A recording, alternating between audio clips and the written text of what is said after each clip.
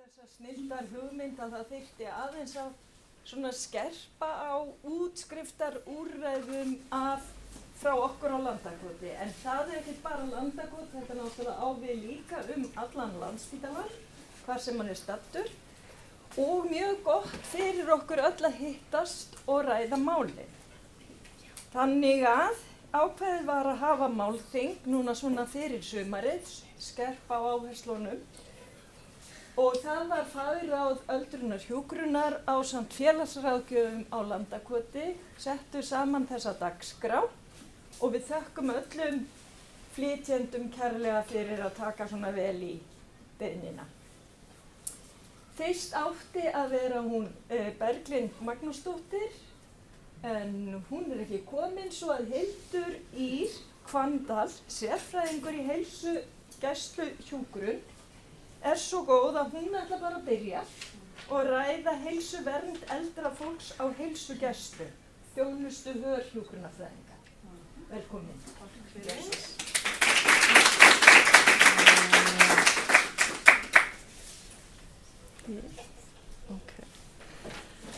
Já, hæ allsumul og bara takk fyrir að bjóða mér. Á ég að tala í þetta kannski? Það heyrist nógu vel. Einmitt. Já, takk fyrir þessa kynningu. Ég heiti Hildur og ég nýorðin sérfræðingur í heilsugæslu hjúkrun. Var bara að fá leyfið í hendunar. Ég vinn á heilsugæslunni í Garðabæ sem hjúkrunarfræðingur og það hefur verið mitt áhugamál í gegnum sérfræðinámið þessi móttaka sem ég ætla að kynna, sem heilsuvernd eldra fólks. Tilgangurinn með þessari móttöku auðvitað bara að auðvelda aðgengi að heilbrigðisþjónustu, veita stuðning til að efla og viðhalda heilbrigði og finna úrræði sem stuðla að því að fólk geti búið heima sem lengst. Þetta kannski frekar ný móttaka, búið að vera í gangi í nokkur ár.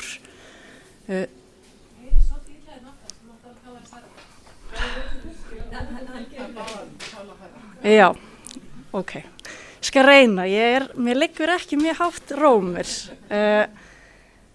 Svo þeir alltaf að horfa hingað. Ekki á skjánum? Nei, það ekki á skjánum.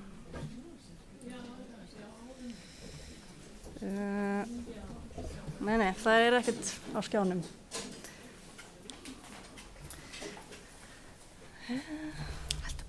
Já.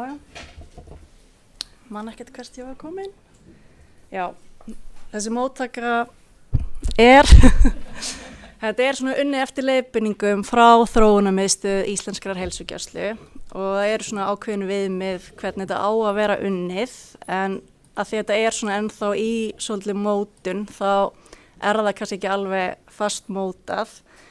Þetta á að vera í boði bara á landsvísu og einmitt fyrir þessa kynningu þá kynnti ég mér það svolítið og það eru bara heilsugæslur allt land eru með svona móttöku í einhverju mynd, einhverju formi. Þarna. Ég vinn hjá heilsugæslu höfuðborgarsvæðisins og við erum með 15 heilsugæslustöðvar þar sem að þessi móttaka í boði og líka einkareknu heilsugæslustöðvarnar. Þetta fellur undir svið heilsueflandi þjónustu og auðvitað bara tilkomið að því að eins og við vitum þá fer hlutfalli aldrara mjög fjölgandi bara í okkar samfélagi og heiminum öllum. Þannig að það eru ýmsar áskorunir sem fylgja því að eldast sem við erum að reyna að bregðast við. Og hvað erum við að gera á þessari móttöku, hvað erum við ekki að gera, svolítið bara allt sem þarf. En erum í ráðgjöf, leiðsögn, erum að halda utan þá sem að koma til okkar, veita stuðning fyrir einstaklingin sjálfan og svo þetta mjög mikið líka stuðningur við aðstandendur. Það mikil þörf hjá þeim fyrir þessa þjónustu. Og svo bara þetta hlutverk að vera svolítið tengiliður og vegvísir í kerfinu sem getur auðvitað verið bara flókið. Mér finnst það flókið, þannig að ég held að skjólstæðingunum finnst það líka. Við erum hjúkrunarfræðingar sem að sinnum þessari móttöku og langflestir hafa farið á svona HÖR-námskeið. HÖR stendur fyrir heilsugæslu öldrunarráðgjöf, svona heilsugæslu útgáfan af BÖR. Eins og ég sagði áðan þá er þetta svolítið mismunandi milli heilsugæslustöðvanna bara á hvaða veg þetta er komið. Í Garðabænum þá erum við 2 sem erum að sinna þessu og erum í kannski svona 60-70% starfi. Mér líður eins og ég gæti bara verið allavega í 100%, það er alveg mjög mikil þörf á þessu og mikið að gera. En þetta er svolítið háðmönnun og við stöndum svona vel í Garðabæ, aðalega kannski að því að við erum 2 sem höfum mikinn áhuga á þessu og við erum svona svolítið að berjast fyrir því að fá tíma í að sinna þessu. En ég veit að á sumum heilsugæslustöðvunum er ekki eins góð mönnun, þannig að þá kannski gefst ekki eins góður tími í að sinna þessu. Það er svona verða meiri vitund að þessi móttaka sé til staðar og sé í boði. Það er gjarnan bara einstaklingurinn sjálfur sem hefur samband og óskar eftir að fá viðtal. Líka mjög mikið að það eru aðstandendur sem vilja bara að fólki sitt komist í viðtal til okkar. Svo fáum við líka tilvísanir, til dæmis frá BÖR, hjúkrunarfræðingum. Félagsþjónustan er líka að benda okkur á fólk og svo finnum við líka bara fólk á heilsugæslunni sem lítur út fyrir að þurfa kannski eitthvað smá meira. Og auðvitað eru læknarnir líka að hitta fólkið og kannski finna að það gefst ekki tími í að klára allt sem þarf að gera og þá eru þeir gjarnan að vísa á okkur. Við erum með svona viðmið að fólk geti fengið öruggt símtal eftir 7-10 virkadaga sem er þá alveg samt 2 vikna bið. En ef eitthvað er mjög brátt þá bregðumst við því og eins og með frá BÖR hjúkrunarfræðingunum ef að þær er að kalla eftir þetta sé eitthvað sem við bregðumst snöggt við þá færum við bara til og tökum við málinu fyrr. Það er svona 4-6 vikna bið eftir þessu viðtali. Við erum að bjóða upp á svona fyrsta viðtali er alveg 90 mínútur sem við bókum og svo eru kannski endurkomu tímar geta verið 60 mínúna viðtöl. Við skráum okkur sem málastjóra. Það er auðvitað mikill skortur á heimilislæknum og það er svona í fjármögnunarlíkaninu þá ef hjúkrunarfræðingur málastjóri þá kemur það svolítið svona til móts við það líka. Þannig að við erum að reyna að vera duglegir að skrá okkur sem málastjóra í þeim málum sem við sinnum. Og þessi viðtöl eru bara mjög ítarleg upplýsingaöflun sem við förum í gegnum og erum að bara finna hvað það er sem að fólk þarf kannski að bæta hjá sér eða þarf aðstoð við. Og svo er bara svona þetta mikilvæga þetta utanumhald sem við höldum áfram eftir viðtölin, að fólk svona á okkur sem svona vísan tengilið. Þetta eru alltaf bara ólíkir skjólstæðingar, mjög fjölbreytt viðfangsefni sem að tengjast auðvitað bara hækkandi aldri. Það er aukin sjúkdómsbyrði, mikið svona fjöllyfjanotkun og bara minnkuð færni og við erum bara svona að reyna að bregðast við öllum þessum þáttum og meta og hvernig er hægt að færa til betri vegar. Þetta er svona kannski algengustu svona greiningarnar sem við erum að setja og svo setti ég til hliðar svona kannski helstu úrlausnir og við erum bara ég setti einmitt hjá mér setjum álag umönnunarhlutverki á aðstandendur og aðstandendur eru auðvitað ekkert alltaf skráðir á stöðuna og eru ekki endilega okkar skjólstæðingar en við erum svolítið að taka þá líka að okkur eða bara mjög mikið og svo langaði mér svolítið að koma inn á kannski svona stærsta verkefni okkar eru einstaklingar sem eru með skert minni eða skerta vitunargetu, einhverja áhyggjur af því og erum svolítið að sinna þessari uppvinnslu fyrir eldra fólk á heilsugæslunni, svolítið að svona, koma til móts við það að minnismóttakan löngbið þar. Þannig að við erum svolítið að grípa þetta á heilsugæslunni og þá það bara hjúkrunarfræðingarnir í samstarfi við heimilislækna sem eru að bara fara í gegnum allt þetta ferli. Og þetta svona þessir helstu áhættu þættir, svona það sem að þið þekki öll örugglega bara mjög vel. Svona, við erum að leggja fyrir þessi minnispróf og IQ-kód fyrir aðstandendur. Við óskum alltaf eftir að aðstandandi komi með í viðtalið ef að fólk tilbúið í það. Þá viljum við það helst. Fáum oft kannski ólíka mynd af hver staðan frá aðstandendum heldur en einstaklingnum sjálfum. Og já, bara auðvitað stórt í þessu þessi næringavandamál og við erum bara svolítið að bregðast við hverjum sem bara að reyna að opna á þessu umræðu, fá góðar upplýsingar. Fólk tala mikið að því að þau fá 90 mínúna viðtal, eru bara alls ekki vön þessu á heilsugæslunni, alltaf mikil tímapressa og fólk eiginlega bara alltaf í sjokki að bara á ég ekki að fara, bara hefur tíma til að tala við mig. Já, þannig að já, fólk bara mjög þakklátt fyrir að fá góðan tíma sem bara mjög nauðsynlegt til að fara yfir alla þessa hluti. Og við erum að vísa áfram á aðra fagstéttir líka en gerum bara mikið sjálfar. Erum að vísa á lyfjafræðingi í lyfjarýni ef það svona mjög flókin lyfjalisti. Erum að senda beiðni næringadrykki og senda beiðni á næringafræðinga. Og já, allt þetta bara. Og markmiðið með þessu öllu saman auðvitað bara að hjálpa fólki að aðlagast þessum breytingum og svona í samræmi við það sem þau eru tilbúin í og eins og örugglega allir hér þekkja þá þetta oft svona svolítil togstreita hvað kannski aðstandendum finnst að þurfa að gera á móti því sem einstaklingurinn sjálfur vill og við erum svolítið að feta þann veg og reyna að finna, já, gera eitthvað gott samkomulag. Og allt bara til þess að stuðla að auknu sjálfstæði og að fólk sé öruggt heima fyrir og líði vel. Við erum að meta þörf fyrir og sækja hjálpar og stöðutæki. Já. Og veitum ráðgjöf, leiðsögn og upplýsingar viðeigandi úrræði. Erum að kynna möguleg úrræði fyrir einstaklingunum og aðstöðum við að sækja Og þetta svona það helsta sem við erum að vísa í og það að tala færni og heilsumat. Fólk hefur náttúrulega mikið sambandi við heilsugæsluna og vill bara fá færni og heilsumat. Það svona eitthvað mat sem þau ætla að fá og maður svona útskýra að það sé ekki alveg þannig en við erum mikið bara í þessu heildræna öldrunarmati að fara í gegnum þetta allt saman og finna eitthvað út úr þessu. Eru alls konar áskoranir líka sem flestir kannast örugglega við.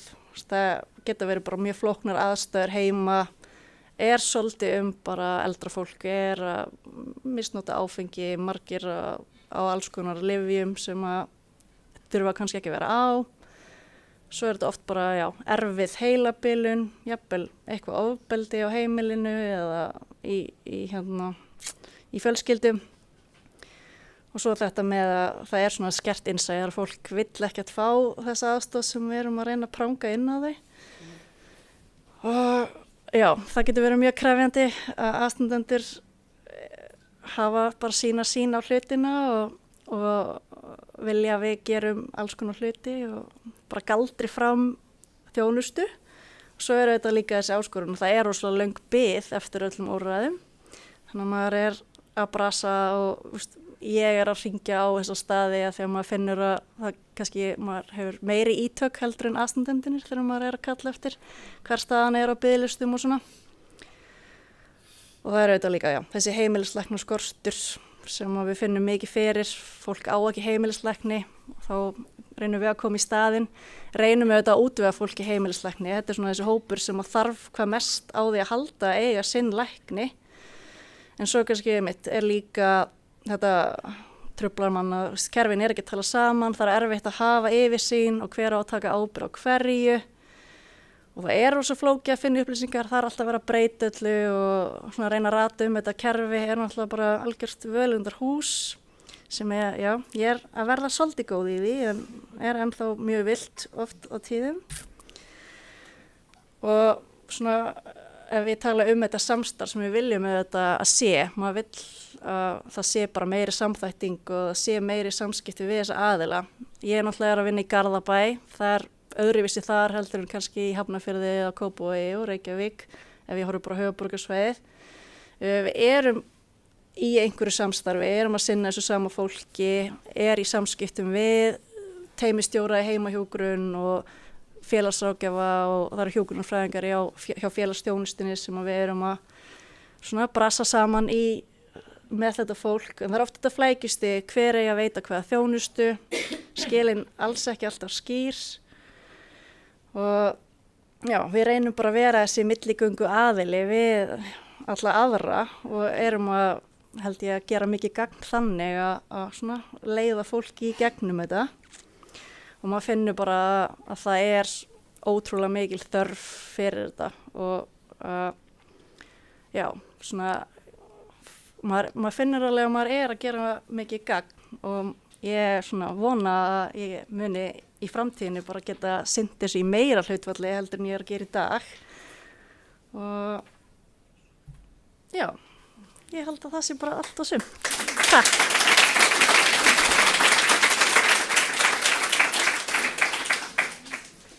Hildur, já, við þökkum þér kærlega fyrir. Ef þið viljið eitthvað spyrja hana, þá nú kannski hægt að leyfa eina eða tvær spurningar, eitthvað sem þið viljið spyrja hjúkrunarfræðingana. Ég rosa stolt af ykkur. Já, ég er búin að vera. Að lauma mér bara best. En þið með spyrja, eða eitthvað? Annars, já. Einhver hugmynd það að fara vinna í að sameina þessi kerfi? Já, góð spurning. Innan Reykjavík, Kópavog, Hafnarfjörð, Garðabæ, þetta svo ólík kerfi og félagsþjónustuna. Sko, maður heyrir alltaf að það sé það sem allir vilja, en það ekki einn vinna eftir í gangi með það, ekki sem að ég veit af. En takk fyrir þetta, Hildur. Og það þá kannski næsta sem getur sagt okkur meira þetta, Berglind Magnúsdóttir. Hún ætlar að segja okkur frá þjónustu við eldra fólk hjá Reykjavíkurborg og þið eru búin að samþætta þar. Fyrir löngu. Ég veit að Berglind. Það var í gamla daga samþættu við. Gaman að sjá þig, elskan. Og ég var hér í gamla daga líka, þannig að gaman að fá að koma á landakund. Heyrðu, ég heiti Berglind og kem frá Reykjavíkurborg og ég með alveg her með mér röð 2. Þannig að við hugsuðum okkur gott í glóðarinnar að þið fengið líka að sjá okkur. Ég ætla aðeins að segja ykkur frá Reykjavíkurborg. Það alveg rétt misjafnt eftir sveitafélögum, þannig að það ekki hægt að koma hér og tala fyrir öll sveitafélög á höfuðborgarsvæðinu, þannig að því miður. En við getum allavega ekki uppljóstrað það. Ég alveg nokkuð vissum að það mikið í gangi varðandi það að þjónustar sé samþættari yfir svæði, þar að segja bara hún sé líkari. En þjónusta sveitafélaga og það mjög mikilvægt að við áttum okkur á því að við erum í rauninni sveitafélagin með lögbundna þjónustu. Alveg eins og Landspítalinn lögbundin heilbrigðisþjónusta, heimahjúkrun lögbundin heilsugæsluþjónusta, að þá sveitafélagin bara skylt í lögum félagsþjónustu og þjónustu við eldra fólk að vera með ákveðna þjónustu. Þetta öðruvísi heldur en mörgum öðru löndum sem við berum okkur saman við og ég segi þetta alltaf að því það virðist vera sem á Íslandi þá svona gleymum við stundum að það ekki sveitafélagina að vera með neina heilbrigðisþjónustu. Nema undantekningin Reykjavíkurborg og það eru komið nokkur önnur sveitafélög eins og Mosfellsbær þar sem gerður samningur um að reka heima hjúkrun sem svo sannarlega heilbrigðisþjónusta. Þannig að þetta í rauninu svona tvö löggjöf sem við förum eftir.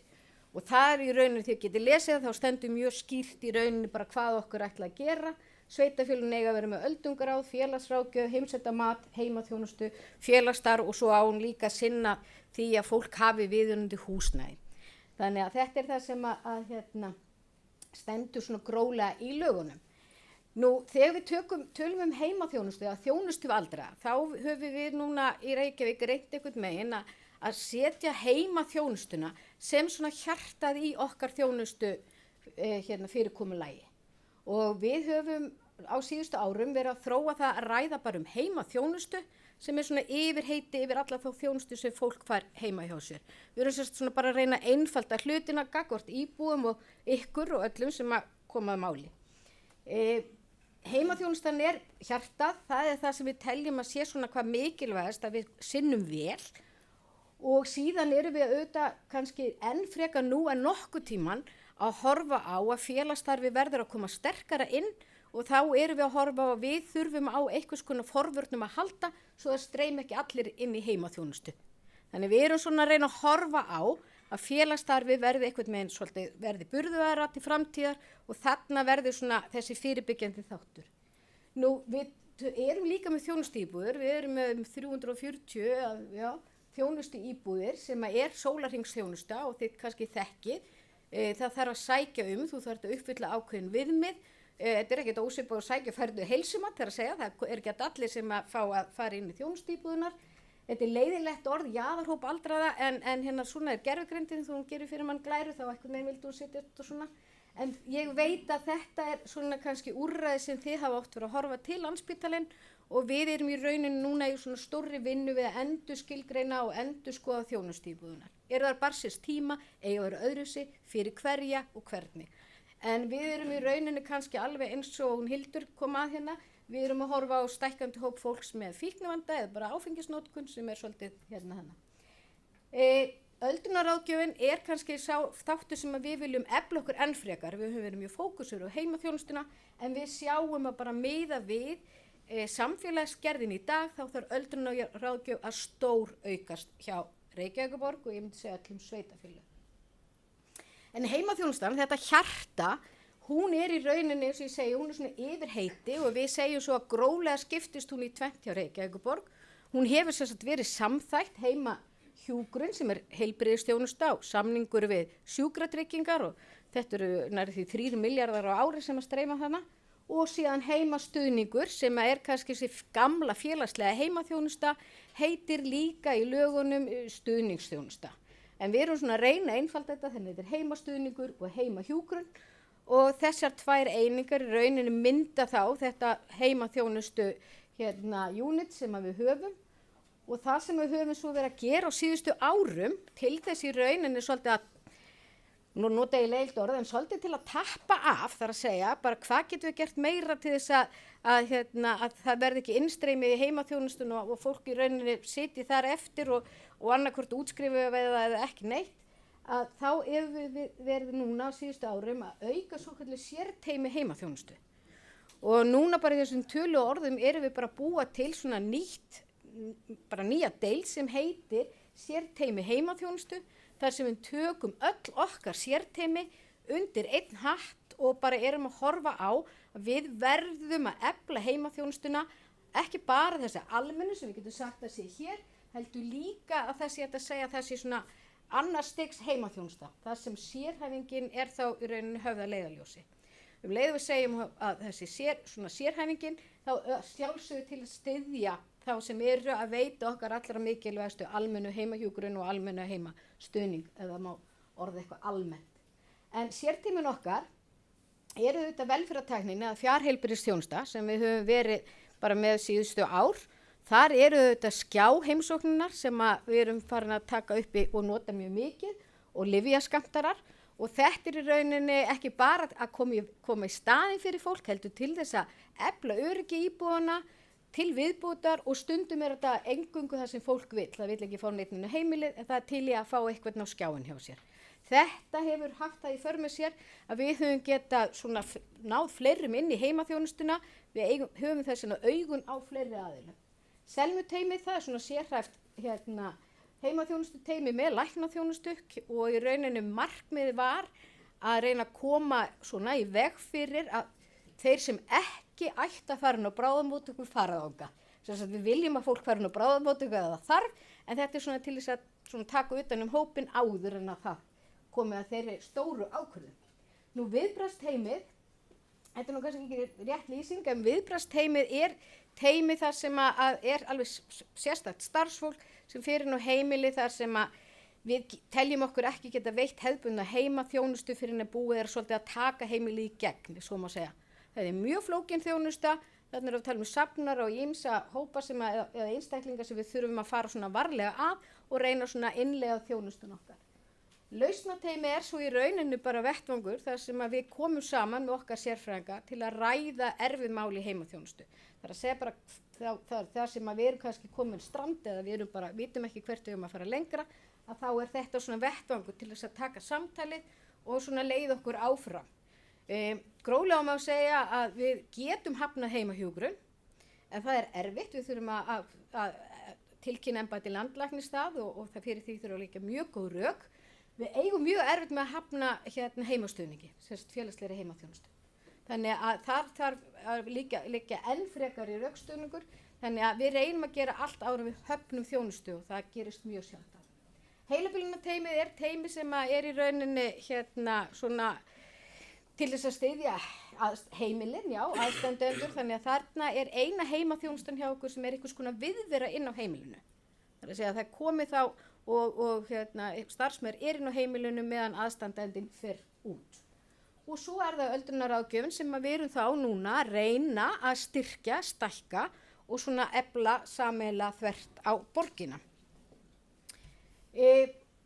Þjónustan staðsett hjá okkur á 2 stöðum og við höfum nýlega verið að sameina heimaþjónustu öryggjasuppfærslunar við höfum kemur þetta Já, við nýverið að sameina heimaþjónustu sem við köllum vestur sem var í Vitatorgi og norður sem var í Efstaleiti og komin í nýtt og glæsilt húsnæði í Lámúla og svo erum við með heimaþjónustu sem við köllum suðaustur sem komin á Höfðabakka.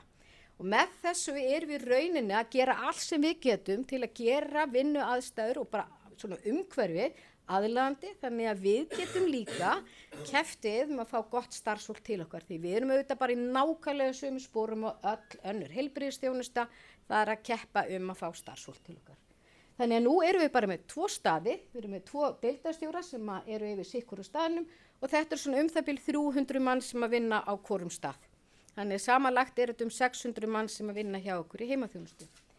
Þar að auki erum við með svona útibú á Sléttuvegi eða svona starfsstöð og það má segja kannski það svona meira svona samþætt þjónusta fyrir líka rauninni tölvöld mikið fatlað fólk sem mikið mænuskað og annað, þannig að við erum í rauninni horfa núna til að þróa þessa þjónustu enn frekar og svo erum við í rauninni með Hvassaleiti sem ennþá svona starfsstöð og hefur verið svona fyrir þá sem eingöngu fá þrif og erum í rauninni núna að taka rauninni þau verkefni þar sem að fólk þarf eingöngu þrif allt undir einn stað. Þetta gerum við meðal annars til þess að geta ná bara athyglinni meira og í rauninni á heimastuðningin og við séum meira með okkar resursa þar. Síðan veit ég að hún Aldís kemur eftir þannig að ég ætlaði ekkert að eða tímanum mínum í endurhækkatíminn, hún fær það, en þetta svona eins og þetta Þið þekkið leiðinar, það auðvitað bara að sækja í gegnum sögu, það bara einn staður sem allar beiðnir koma á og fara svo út á réttu staðina. Það svo kallið mómateymi sem að taka við og flokka og síðan það auðvitað eins og þið þekkið þá farið heim til fólks til að meta. Þannig að þegar umsókn samþykkt, hvort heldur í heimastuðning eða heimahjúkrun, þá alltaf farið heim og gert og athugað heima hjá fólkinu hvaða þjónustu það. Bara rétt að segja ykkur og ekki gleyma, við erum með 16 eða 17 félagsmiðstöður alla borgina og við erum eins og ég segja að horfa til þess að þær séu betur nýttar og af þeim hópum sem við teljum að hafi mikla þörf á að einangrast ekki félagslega. Við erum þetta svona kannski nýja áhersla atriði okkar, svolítið að taka félagsmiðstöðunar og horfa á það sem resursa.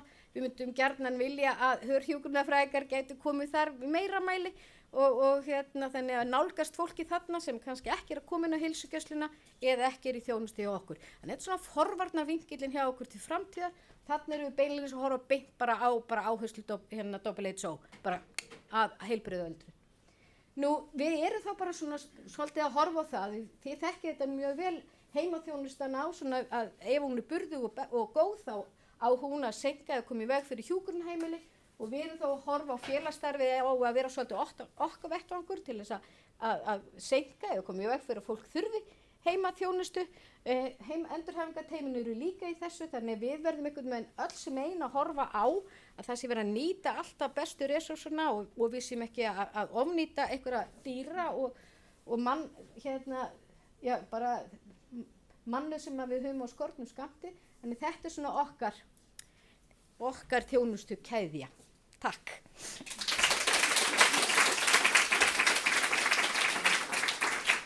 Berglind, einhverjar spurningar til Berglindar?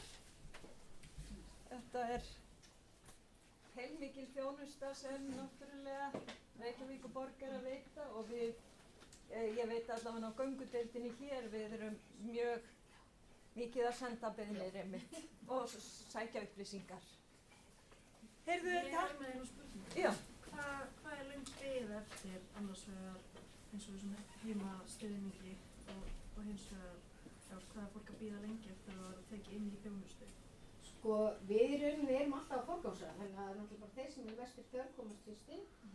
Heimahjúkrun er í rauninni allir samþætt og þá er í rauninni reynum að hafa þannig að ef það er verið að bíða eftir heimahjúkrun og það er fullir listanir þar, þá reynum við að færa þá sem mögulega geta farið yfir í heimastöðum tímabundið, við getum tekið inn í heimahjúkrun. Það er alltaf kvöld og helgar sem er alltaf svona flóknast, þar var þess meiri svona fyrirsjáleika til að koma inn.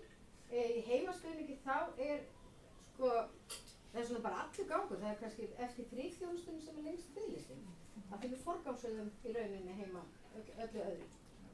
Ég er verið að minnka þjónustuna, við fórum hún á Selfoss og þar var að tala að minna að taka þrifin til að hafa meira sögum. Já, það eru öll sveitafélög, ég veit ekkert það, en það eru mjög mörg sveitafélög að fara þessa vegferð. Við erum eina landi sem við skerum okkur gríðarlega úr, það eru sveitafélög sem eru stærstu þrifyrirtæki og við erum í rauninni svona að reyna að koma til móts við það að við getum bara betri heimaþjónustu en að þrifin sé ekki svona áframandi hluti af þjónustunum. Það eru fáir sem fara inn á hjúkrunarheimili af því það er svona skíturt heima hjá þeim, eingöngu, það er það. Heiða, hvað? Spurningin í lokin. Þannig að hvernig sjá fyrir ykkur sumarið? Biðlisti lengjast í sumar, getið sinnt sem starfsemi sumar? Það verður bara sól í sumar, það verður smá rigning í byrjun, það verður bara sól. Og síðan er þetta bara okkar fólk fyrir út af fyrir sumarfrí og þetta gerist bara alltaf þetta saman. Ég hef ekki heyrt núna, ég veit ekki hvað þessi. Þingist í júli, fram á síðasta fundi, þannig bara meðan júli fram fundi meðan ágúst. Það er eins og að segja, það er alltaf fólk að það er. Erum við ekki vön þessu? Þetta er bara saman, það er ekkert eitthvað sem er öðruvísi núna sem er eitthvað. Það er gott að vita. Já, það er alltaf fundir sem eru í takaðinu. Takk fyrir þetta Berglind og þá ætlar hún Sigrún Ingvarsdóttir, félagsráðgjafi hérna hjá okkur á Landakoti, yfir, er það ekki? Jú. Hún ætlar að tala þjónustu heim útskrift af Landspítala. Já, þið sjáu hérna mörgæsinni með kortið og allt þetta er svona á spítalanum. Alltaf þegar einhver útskrifast þá er gleði og hamingja og útskriftarveisla, er það ekki? Já. En í upphafi skal endinn skoða og það er kannski þetta sem við þurfum kannski að horfa á. Það er alltaf verið að tala fráflæðisvanda, við þurfum líka að hugsa hvernig getum við hægt á aðflæðinu. Og það þýðir líka að þegar við tökum á móti fólki, hvernig getum við gert það þannig að það sé gert á þann hátt, til dæmis fyrir eldri borgara, jafnvel með heilabilun. Hvernig getum við tekið á móti fólki þannig að það ekki hættu á úrráði, þannig að fólk ílengist á spítalanum. Og þetta er eitthvað sem er bara mjög stórt atriði núna held ég hjá okkur. Sérstaklega þegar bráðamóttakan er búin að vera á neyðarstígi núna í meira en 2 ár. En svo er náttúrulega líka að þetta kortleggja upphafi við innlögn. Hvernig gekk heima? Hver eru aðstæðurnar heima? Er eitthvað sem við þurfum strax að bregðast við, af því að það að til dæmis að breyta húsnæði, það gerist ekki bara við daginn áður fyrir útskrift. Þannig að það þarf kannski að skoða fyrr, eru stigar heima, er húsnæðið aðgengilegt, hvernig gekk heima áður en kom til innlagnar og hafa þau veikindi sem að koma ofan í það sem að gekk heima, þau áhrif að viðkomandi kemst ekki heim aftur. Og það er eitthvað sem að við getum strax byrjað að kortleggja, við getum ekkert spáð fyrir alveg 100% að viðkomandi komst ekki heim eða ekki, en við getum farið svona að undirbúa fólk fyrir ýmislegt og gera það á fyrstu dögum. Svo náttúrulega þurfum við að hafa vandaðar útskriftir og góða samvinnu við þjónustu aðila og það er þetta að lofa ekki upp í ermina á öðrum. Þetta er bara eins og þegar að vera innskrifa fólk á landakot frá annar staðar, að það sé ákveðin væntingarstjórnun við hverju býst aðstandandinn og við hverju býst sjúklingurinn þegar hann kemur hingað. Er hann að ætlast til miklu meira heldur en við getum staðið undir og þá kemur óánægjan. Og það sama gerist þegar við erum að senda fólk heim að útskrifa það með veislunni að við lofum ekki upp í ermarnar á heimahjúkrun og heimaþjónustu að þau geti þá komið með sitt inn og það gerum við með góðri samvinnu þannig að vera búin að taka samtalið. Þannig að það er væntingarstjórnun við innskrift og það er væntingarstjórnun við útskrift líka. Því að ef að fólk hefur upplifað að það hefur ekki verið áreiðanleiki í þjónustu heima þegar það innskrifast, þá er oft erfiðar að útskrifa líka. Þannig ef að það hefur verið lofað einhverju sem ekki stóðst við síðustu útskrift, þá er mjög líklegt að það fólk treysti því ekki heldur við næstu útskrift. Þannig þetta er eitthvað sem við þurfum að hafa öll í huga. Og við þurfum að sjá fyrir okkur hvernig hlutinni geta gengið upp. Og þá með öllu þessu hjálpartæki, aðstoð, opinbera aðila, aðstoð, heimaþjónustu, aðstoð aðstandenda. Og þeir sem eru stærstu aðilarnir í heimaþjónustunni eru aðstandendur. Við skulum bara viðkenna það nú þegar. Og oft þeir sem það stendur og fellur útskrift með þeirra aðstoð. Og þá er líka þetta að fá sjúklinga og aðstandendur með sér í lið, byggja upp traustið á meðan innlögn er, þannig að við getum fengið fólk til að nýta sér til dæmis endurhæfingu og nýta sér þær úrræði sem eru fyrir utan. Og þau eru talsverð eins og Berglind og Hildur komu inn á og eigum eftir að heyra meir um. En hvað þarf til þess að viðkomandi geti farið heim? Hann þarf að bjarga sér sjálfur á klósett, hann þarf að geta matast sjálfur, hann þarf ekki endilega að geta tekið til matinn eða eldað, en hann þarf að geta matast sjálfur. Og ekki sé hætta á viðkomandi farið sér að voða, að það sé öruggt heima. Og þá er þá komið inn á vitrunarfærni oft á tíðum. Og svo ef að kemur eitthvað upp á, að hann geti óskað eftir aðstoð, geti ítt á bjölluna eða hringt síma eða eitthvað slíkt. Og þó það sé til fallhnappur eða byltuhnappur og alls konar hjálpartæki, þá er þetta samt svolítið krúsjál atriði því þau geta öll verið falskt öryggi ef ekki er möguleiki á öðru. Og það er aðstandendur sem veita þessa þjónustu ef að vitum alveg að fullt af fólki heima sem að þarf aðstoð og salerni. Og það er fullt af fólki heima sem þarf aðstoð við að matast. En þá er það yfirleitt aðstandendur eða þá sambland og opinber þjónusta og aðstandendur sem að sinna því. Og ef að við höfum þetta ekki, við þurfum alltaf að hugsa, gæti hann verið einn heima. Og ef hann er ekki einn heima, gæti ekki bjarga sér einn heima, hvað er þá til boða annað?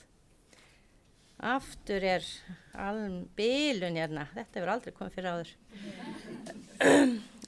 Það er líka einkareknar þjónustur og við höfum alveg bent á það og það hefur svona helst verið þá sem við höfum bent á svona annað en þrifa þjónustu, það er þá sem á Sóltún heima hefur rekið eða sinnum. Og það hafa kannski ekkert verið mjög margir aðrir aðilar á markanu sem veita svona heilbrigðis umönnunar þjónustu. Og svo eru náttúrulega þessi mikla þjónusta dagdala og félagsstarfið og endurhæfing og hvíldaninnlægni sem að geta bæst við. Og þetta er svona ekki tæmandi listi alls ekki tæmandi og þetta svona ef við horfum á endurhæfinguna og það þá náttúrulega endurhæfing hér á Landakoti, það endurhæfing á Eyr og það raun og veru Landspítali sem hefur aðgang að því. Sóltún heilsusetur, þar hefur heimahjúkrun aðalega geta sótt en Landspítalinn í auknum mæli. Dagendurhæfingin á Hrafnistu og Laugarási og í Múlabæ, heima sjúkraþjálfun og ýmis þjálfunar úrræði, til dæmis hjá Alzheimer samtökunum og Parkinson samtökunum og fleirum, Gigtarfélaginu. Og svo náttúrulega þjónusta fyrir fólk sem býr heima sem að verður örugglega fjallað ennþá meira hér áðan en Berglind og Hildur búnar að koma inn á. Og þetta þarf alltaf virka saman og það kannski svolítið hlutverk okkar félagsráðgjafa og þeirra sem að standa útskriftum hér að sameina krafta þessa og stundum að leiða saman hesta ólíkra þjónustæðila. Það sérstaklega það sem ekki samþætt heimaþjónusta. Og í Reykjavík og Mosfellsbæ samþætt heimaþjónusta og Kópavogi það samþætt kvöld- og helgarþjónusta. En það sem ekki samþætt þjónusta eins og í Hafnarfirði, Garðabæ, Kópavogi og Seltjarnarnesi, nú ég bara að tala um höfuðborgarsvæðið af því að við erum helst, það mest verið að útskrifa þar, helst fólk sem leita til okkar á því svæði. Þar erum við stundum að leiða saman hesta og við höfum haft samráðsfundi með þessum aðilum, höfum haft sér einu sinni í viku og þar sem við getum tekið upp mál, þar sem að þarf kannski þjónustu tvisvar eða oftar yfir daginn, þar sem að kannski ekki alveg fólk ekki sammála á sjúklingurinn og aðstandandinn, hvort að viðkomandi geti farið heim eða ekki og svo framvegis. Og þarna getum við kannski fengið gott samtal við alla þjónustöðina. Og stundum hefur við óskað eftir að dagdalir komi inn á þessa fundi með okkur.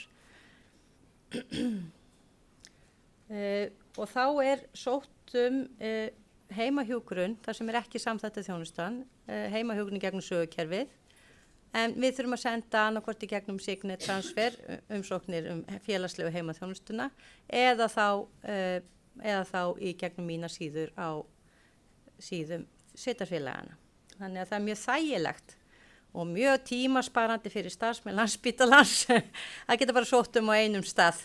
Þannig að ég mæli með samþættingu og ég held að það hafi líka mikil áhrif á mannauð beggja kerfa ef að það næðist í fleiri en tveimur sveitarfélögum á höfuðborgarsvæðinu.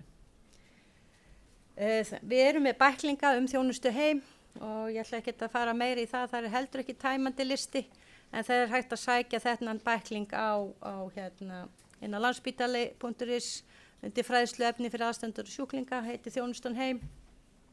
Og svo náttúrulega það þeir sem geta ekki útskrifast heim en þurfa eitthvað annað og þá erum við að veita upplýsingar og ráðgjöf önnur búsetuúrræði eins og þjónustýbúðir hjá Reykjavíkurborg, íbúðir fyrir eldri borgar sem hafa verið rekin af öðrum aðilum eins og til dæmis Hrafnistu og Eyr og svo bara íbúðir fyrir eldri borgara sem hafa verið sérstaklega hugsað gott aðgengi. Og þetta náttúrulega eitthvað sem við höfum sérstaklega horft til, en svo náttúrulega þegar að fólk getur hvorki nýtt sér ekkert nýtt af þessu, að þá að sækjum færni og heilsumat og þá höfum við ítrekkað að sækjum á sem flestum stöðum, ekki bara eitt heimili, en helst bara öll heimili á höfuðborgarsvæðinu, frekar að nota útilokana aðferðina heldur en hitt.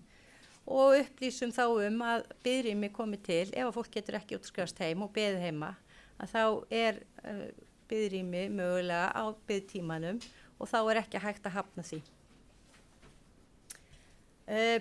Við erum ekki, eins og þið sjáu Mary Poppins, þetta svolítið það sem Hildur kom inn á og Hulda sendi mér einhvern tíma þetta að félagsráðgjafar væru ekki Mary Poppins, þeir komi ekki og gera kraftaverkin og bara kippa öll í lag.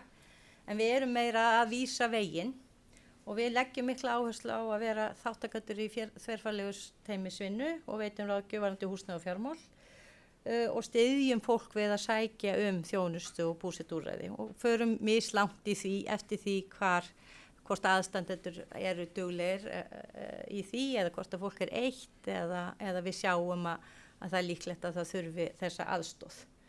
og við þurfum að mæta fólki þar sem það er statt. Akkurat þetta sem að Hildur kom inn áðan að það hafa ekki allir innsæi í hvað fólk þarf á að halda. Og þá þurfum við að fara í rólegheitum að því. Náum stundum góðum sáttum, stundum ekki. Það er bara eins og það er. Ég ætla ekki að hafa þetta lengra. Þetta er bara glæra sem að verður bara fylgdi með og takk fyrir mig.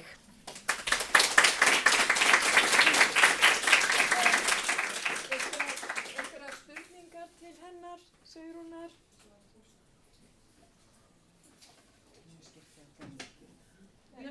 Mjög skýrt og einfalt í alveg mjög einfalt að þannig. Takk fyrir þetta, Sigrún. Þá er komið að Aldísi Ösp Guðrúnardóttur sem ætlar að fræða okkur endurhæfingu í heimahúsi. Hún er leiðandi teymisstjóri endurhæfingar í heimahúsi hjá Reykjavíkurborg. Gjör svo vel.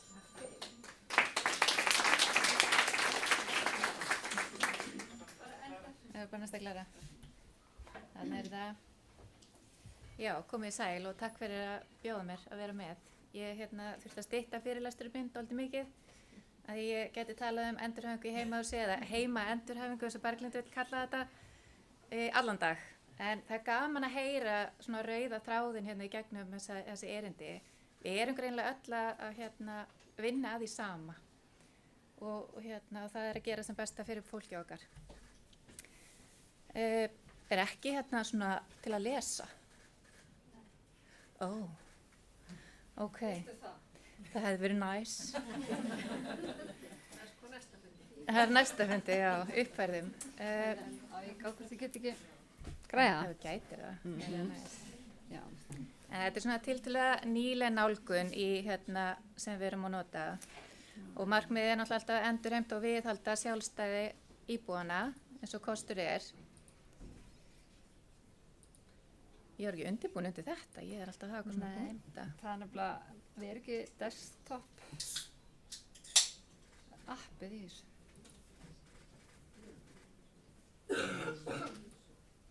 Kann einhver að gera svona Ég líka að opna bara mína. center view? Já, hafðu bara tölvuna hennar fyrir framan. Því við erum bara vef.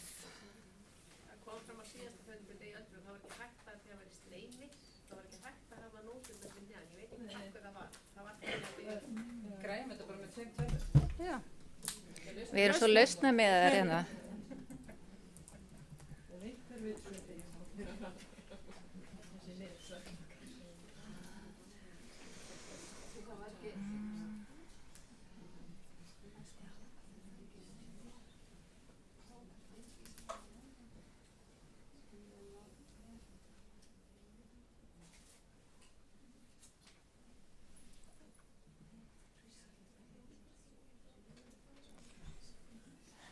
Já, ok, nú get ég byrjað.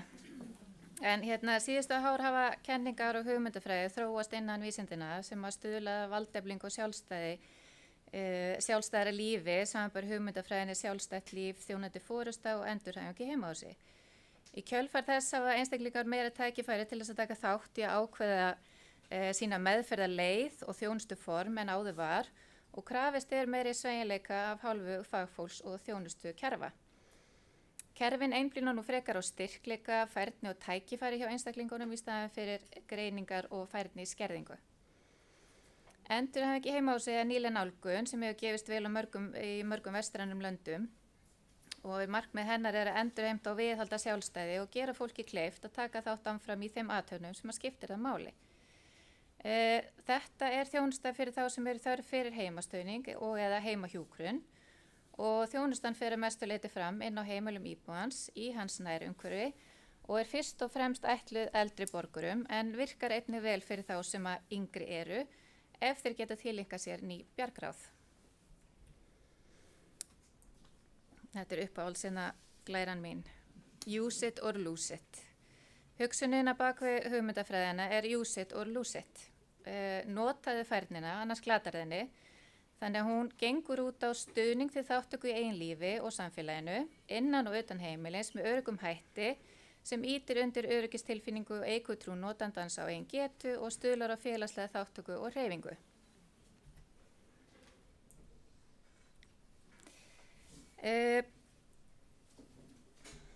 Hérna, umsóknir berast heimahjúkrun í gegnum sögu eða heimastuðning rafrænt, svona eins og fram hefur komið og þið vitið. Allar umsóknir eru svo metnar og þar til gerðum mómafundum sem eru móttöku og matsfundir innan heimaþjónustunnar sem eru 3 í viku. En þetta eru þverfaglegir fundir þar sem að teymistjórar heimastuðnings, teymistjóri endurhæfingarteymis, öldrunarráðgjafi og hjúkrunarfræðingur frá heimahjúkrun sitja og fara yfir allar umsóknir sem berast og taka ákvörðun í hvaða farveg þær fara. Þegar beiðni er vísað í endurhæfingarteymið er brugðist við innan 3 daga. Þar sem mat er lagt á færni viðkomandi. Endurhæfingaráætlun er sett upp, svo tæknilegt hérna. Endurhæfingaráætlun er sett upp í samráði við íbúa og þeir fagaðilar fengnir inn sem munu tengjast máli. Reglulega er farið yfir hvernig gangi, hvort viðkomandi sé að bæta sig eða hvort það þurfa að breyta einhverju til þess að ná betri árangri.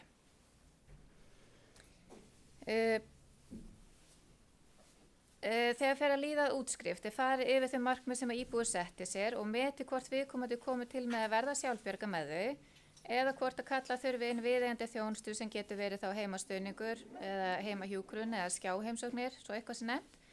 En okkar þjónustu líkur ekki fyrir en að sú þjónusta getur hafist, þannig að það myndast ekki þetta rof í þjónustuna. Þannig að einstaklingarnir upplifa svona samfellu í þjónustunni. Við útskrift er skjólstæðingnum tjáð að hann fái eftirfylgni símtal eftir 3, 6 og 12 mánuði, en það er að segja ef hann útskrifast sjálfbjarga eða eingöngu með þrif. Þannig að og ef eitthvað er farið að halla undan fæti á þessum tíma að þá tökum við hann aftur inn án þess að hann þurfi nýja beiðni. Þá bara grípum við hann aftur, tökum hann eitt snúningi viðbót og vonandi náum að útskrifa hann aftur. Það eru nokkrar frábendingar til þáttöku hjá okkur, en það er þegar fólk er í virkri krabbameinsmeðferð með mikla vitræna skerðingu, þá erum við með svona 20 MS, með langvarandi geðsjúkdóma, með langtgengna taugasjúkdóma eins og MS eða Parkinson, sem eru kljást við óbærilega verki að staðaldri og þeir sem eru í virkri neyslu áfengis og eða vímuefna. En auðvitað skoðum við öll mál og við höfum alveg verið að gera undantekningar frá þessum frávikum, en það er þá tekið fyrir á þessum fundi sem við talaðum um. Hvað erum við helst að gera? Við erum helst að veita stuðning við böðun og klæðnað, stómaumsjón, sykursýki og insúlínumsjón, lyfjaumsjón, hreyfingu, félagslega þátttöku, lífstílsbreytingar og skipulag í daglegu lífi, til dæmis tengt heimili. Það sem hefur sannað tilgang hugmyndafræðinnar er að þeir eldri gefa þeim yngri ekkert eftir í dugnaði og stoppa ofta styttra í þjónustu hjá okkur en þeir sem að yngri eru. Ástæðurnar eru margar, en þær helstu er að það er mikilvægt fyrir þá eldri að viðhalda sjálfstæði sínu og vera áfram þátttakendur í eigin lífi og samfélaginu, og meðan þeir yngri eru ofta kljást við félagslegan eða geðrænan vanda sem hefur fylgt þeim frá æsku. Eins og við sjáum hér á þessari glæru þá starfa ólíkir faghópar innan teymana til að tryggja heildræna félags- og heilbrigðisþjónustu. Og í teymunum er iðjuþjálfar, hjúkrunarfræðingar, íþróttafræðingar, félagsliðar og sjúkraliðar, auk þess sem að næringafræðingur frá Reykjavíkurborg veitir okkur ráðgjöf. Hver faghópur hefur sína sérstöðu í þekkingu og því er færni innan teymana til að takast á í ýmsar áskorunir hjá notendum. Fagfólk endurhæfingarteymana þurfa að vera vel upplýst hlutverk ólíkra faghópa og þau þjónustu úrræði sem í boði í samfélaginu fyrir alla 18 ára og eldri, tengt líkamlegu, andlegu og félagslegu heilbrigði. Auk þess er mikilvægt að það fylgist náið með þróun í hjálpartækjum og velferðartækni sem geta reynst orkusparandi og einfaldað ýmsa iðju hversdagsins. Útgangspunkturinn er því alltaf þessi. Í staðinn fyrir einblína á hvað sé að og hvað aðstoð vanti, viljum við vita hvað er það sem skiptir þig máli að geta gert, hvað þarftu að geta gert og hvað langar þig að taka þátt í.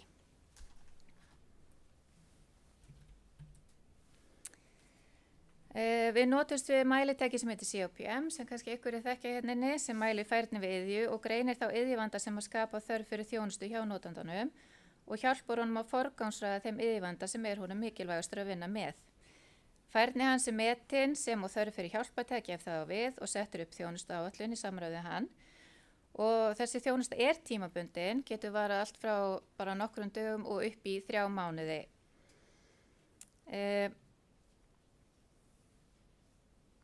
En það fer alltaf eftir því hver vandinn sem að endurspeglast oft í hversu mikla aðstoð og þjálfun þarf að veita í upphafi þjónustunnar. Við fylgjum ekki þessu almenna verklagi heimahjúkrunar sem oftast kerfisbundin í formi verkþátta með föstum tímasetningum og tímalengd, heldur þjónustan aðlögð að þörfum notandans. Hún oft mikil í upphafi, fer fram oft í viku til að stuðla fjölda endurtekninga sem dregið svo úr eftir því sem að færni notandans eykst. Þannig að í stað þess að gera athafnir fyrir notandan líkt og almennt að gert í heimahjúkrun og heimastuðningi þá gerum við þær með honum. Í samvinnu við hann og styðjum hann með þeim hætti til meiri sjálfshjálpar. Þannig að þetta í rauninu svolítið þjálfun í að sitja á höndum sér og það getur reynst mörgum mjög erfitt. En eins og með fjölda endurtekninga þá viljum við að fólk fari í bað oftar en einu sinni í viku. Við viljum að það fari minnst 2 svar. Því eftir sem hún gerir hlutina oftar þegar við fyrir að ná uppfærni við þá.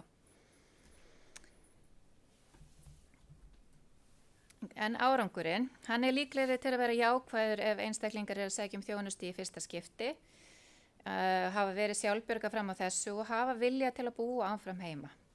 Hefur vitræna getu og færni til að tileinka sín ný bjargráð og tekur virkan þátt í að greina þá sína iðjuvanda og setja sér markmið og býra jákvæðu viðhorfi gagnvart þjónustunni. Það alltaf einhverjir sem að ná ekki þessu markmiðum sem þeir setja sér, ýmist vegna andlega líðan, innlagn á sjúkrahús eða vegna annarra sjúkdóma. En ef einstaklingar ljúka einhverju hluta vegna ekki endurhæfingunni hjá okkur, þá þeim velkomið að koma aftur ef aðstæður breytast.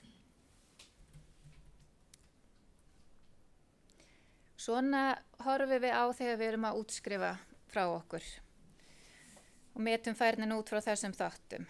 Þú veist, ef þú ert sjálfbjörga,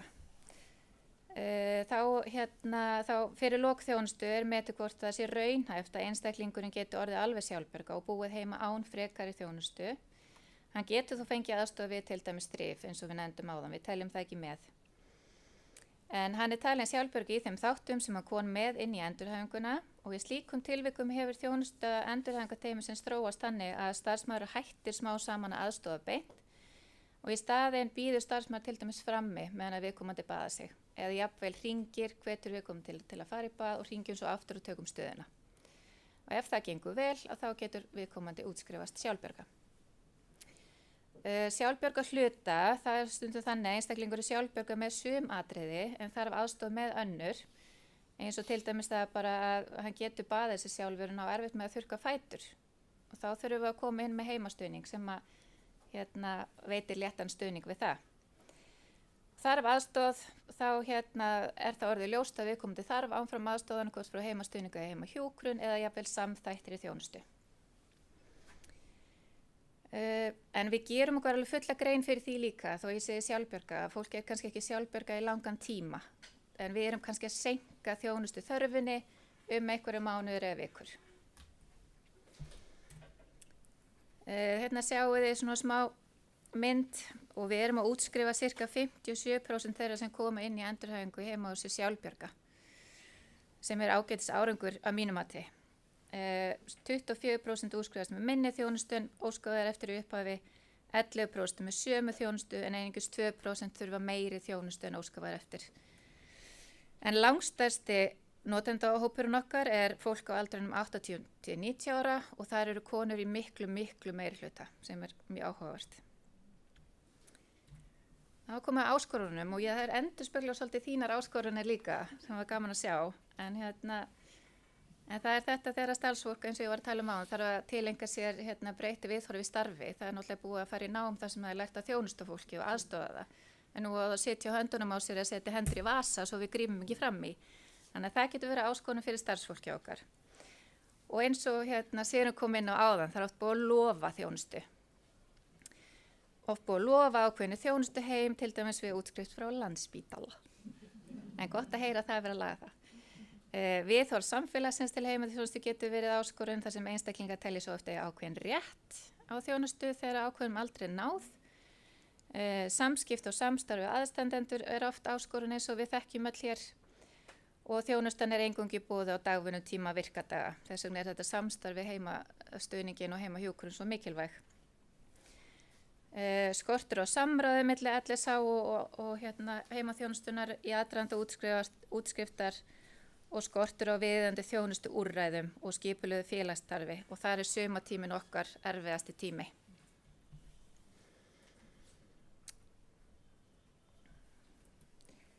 En velferðartæknin, hún er alltaf að koma sterk inn og kemur sterkar og sterkar með hverjum degi og við erum að nýta okkur þessa velferðartækni í endurhæfingunni.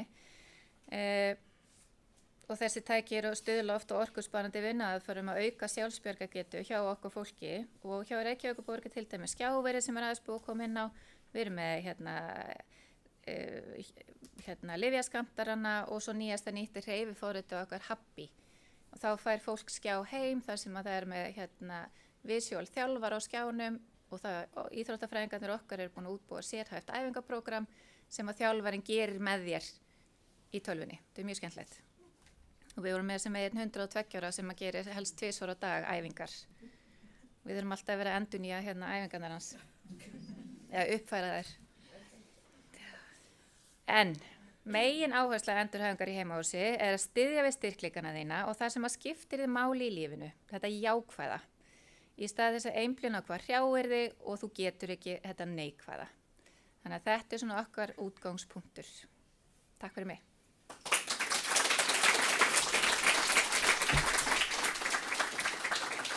Fyrir þetta, Aldís, einhverjar spurningar til Aldísar? Já. Ég er eitthvað líka með ábyrgingssal að byrja að svara í mikrofónu fyrir það sem er í reyninni spurningunum. Ég var bara að velta fyrir mig hvort það væri til eitthvað tölur svona langtíma árangurinn, af því við vitum að þetta fólk það er ekki yngjast. Nei. Að við vissum að þetta er oft stuttutími. Það var satt svo áhugavert að vita, þú veist, mánuði seinna, 3 mánuði seinna, hvar prósentum að liggja. Akkurat, það er verið að spyrja semst langtíma árangurinn af okkar endurhæfingu. Þetta er mjög góð spurning og þetta er eitthvað sem við erum búin að sjálfur að hugsa og þurfum að taka saman. En nei, við erum ekki komin svo langt að fá þessar tölur. En mjög góð ábyrning. Takk fyrir. Takk. Og þá er komið að dagdvölum og dagþjálfunum fyrir hverja. Og það er Þórunn Bjarney Garðarsdóttir, forstöðumaður Múlabæjar og Hlíðabæjar sem ætlar aðeins að segja okkur frá því. Já, komið sæl og takk fyrir að bara efna til þessa málþings. Virkilega gaman að sjá okkur svona mörg mætt hér í dag og ég tek bara undir það sem að fyrir ræðumann hafa sagt. Það er svo gríðarlega mikilvægt að við vinnum saman og ég heyri það að við erum öll með þessi sömu markmið og bara það er spurning hvernig við getum stilt saman strengi. Já, það er bara ein hugmynd komin allavega en hvernig ætlum við útfæra hana? Ég held að sé eitthvað samtöl í gangi. Ég fyrir reykja upp bakherbergjum. Já, en ég nefndi erindi mitt dagdvalir eða dagþjálfanir því það er ofta reiki, þú veist, er þetta dagdvöl eða dagþjálfun og í reglugerðum er talað dagdvalir en ég fann greinargerð frá Jóni Snædal frá árinu 2010 þar sem hann er að tala hvað sé mikilvægt að úrræðin séu nefnd réttum nöfnum og þá kemur hann með þessa tillögu dagþjálfanir. Og þið kannski þekkið forsögu þessara úrræða. Sko Múlabær er fyrsta dagdvölin sem var opnað á Íslandi 1983 og þegar ég er að fletti í gömlu gögnum sko þá er verið að tala dagvistun, dagheimili. Þið getið ímyndað ykkur að við verðum að bjóða þessi úrræði eldra fólki í dag. Þau eru bara, ég er ekkert að fara þangað. Ég þarf ekkert dagheimili eða vistun. Hver vil vera vistaður? En hérna eru myndir frá okkar húsnæði sem er í Síðumúla 32 og við erum ákaflega stolt af myndinni salnum sem er hérna vinstra megin sem er okkar tækjasalur og við tókum hann í notkun í nóvember 24 og hinn myndin er úr matsalnum. Þetta er hluti matsalar eins og setustofu. En aðeins Múlabæ, fyrst að ég fekk að koma hérna, ég reyndar að tala bara fyrir öll dagþjálfunar úrræði, en Múlabæ er sjálfseignarstofnun og hann var stofnaður af Reykjavíkudeild Rauða krossins, SIBS og Samtökum aldraðra þann 7. janúar 1983. Múlabær og Hlíðabær eru systrabæir, reksturinn er aðskilinn, en bæinni lúta sömu stjórn og ég er forstöðumaður beggja bæja. Það verður orðið mikil breyting og þróun síðan 1983. En árið 2024 var gerður samningu við Sjúkratryggingar dagdvalar þjónustu og þá var samningurinn bæði almenn sérhæfð rými og endurhæfingarrými. Síðan þá hefur samningurinn verið endurnýjaður og nú erum við með 52 almenn rými og 23 endurhæfingarpláss. Megin markmið starfseminnar er að auka lífsgæði fólk sem býr í sjálfstæðri búsetu með heilbrigðisþjónustu, eins og hefur komið hérna fram áðan, að dagdvalir veita heilbrigðisþjónustu og við erum bæði að huga líkamlegri og félagslegri virkni og náttúrulega líka andlegum þætti. Og við viljum veita bestu mögulegu þjónustu á hverjum tíma í takt við gagnreynda þekkingu. Einkunnarorð Múlabæjar eru virðing, virkni og vellíðan. Og aðeins að segja ykkur meira af Múlabæ, við erum að fá 75 manns á hverjum degi. Og það eru svona 130 til 150 sem nýta sér úrræði hverju sinni. Ástæður umsókna geta verið mjög margvíslegar, en beiðni þarf að koma frá heilbrigðisstarfsmanni. Við erum með Signet Transfer en við erum ekki með söguna. Flestir eru að koma 3 daga í viku, en það er hægt að vera 2 til 5 daga. Að vera 1 dag í viku, það er rosa löng aðlögun. Það er ekki nóg. Við viljum helst 3 daga. En þegar að fólk er að byrja hjá okkur, þá erum við mjög sveigjanleg. Við viljum mæta einstaklinum og ekki að vekja hjá honum eitthvað ótta við hann standi sig ekki. En langt oftast vill fólk fjölga dögum ef það er að byrja bara 2 daga. Í almennu plássunum erum við með meðalaldurinn 84,4 ár og þetta eru 36 karlar og 65 konur. Í endurhæfingunni sem að var í 3 mánuði er meðalaldurinn aðeins hærri eða 85,4 ár og þær eru núna 15 karlar og 20 konur. Aldursdreifingin er frá 61 árs og upp í 96 ára. Við erum með okkar einkunnarorði virðing, virkni og vellíðan. Ég mátti til með að setja þessa mynd sem hefur nú birst mjög víða, sem er úr Lancet, varðandi forvarnir og þær skipta máli og líka hjá þessum aldurshópi og mér langaði að benda ykkur á, það kannski sést ekki nógu vel, en það eru þarna þessi 5% á síðasta æviskeiðinu, félagsleg einangrun, sem gríðarlega mikilvægur þáttur.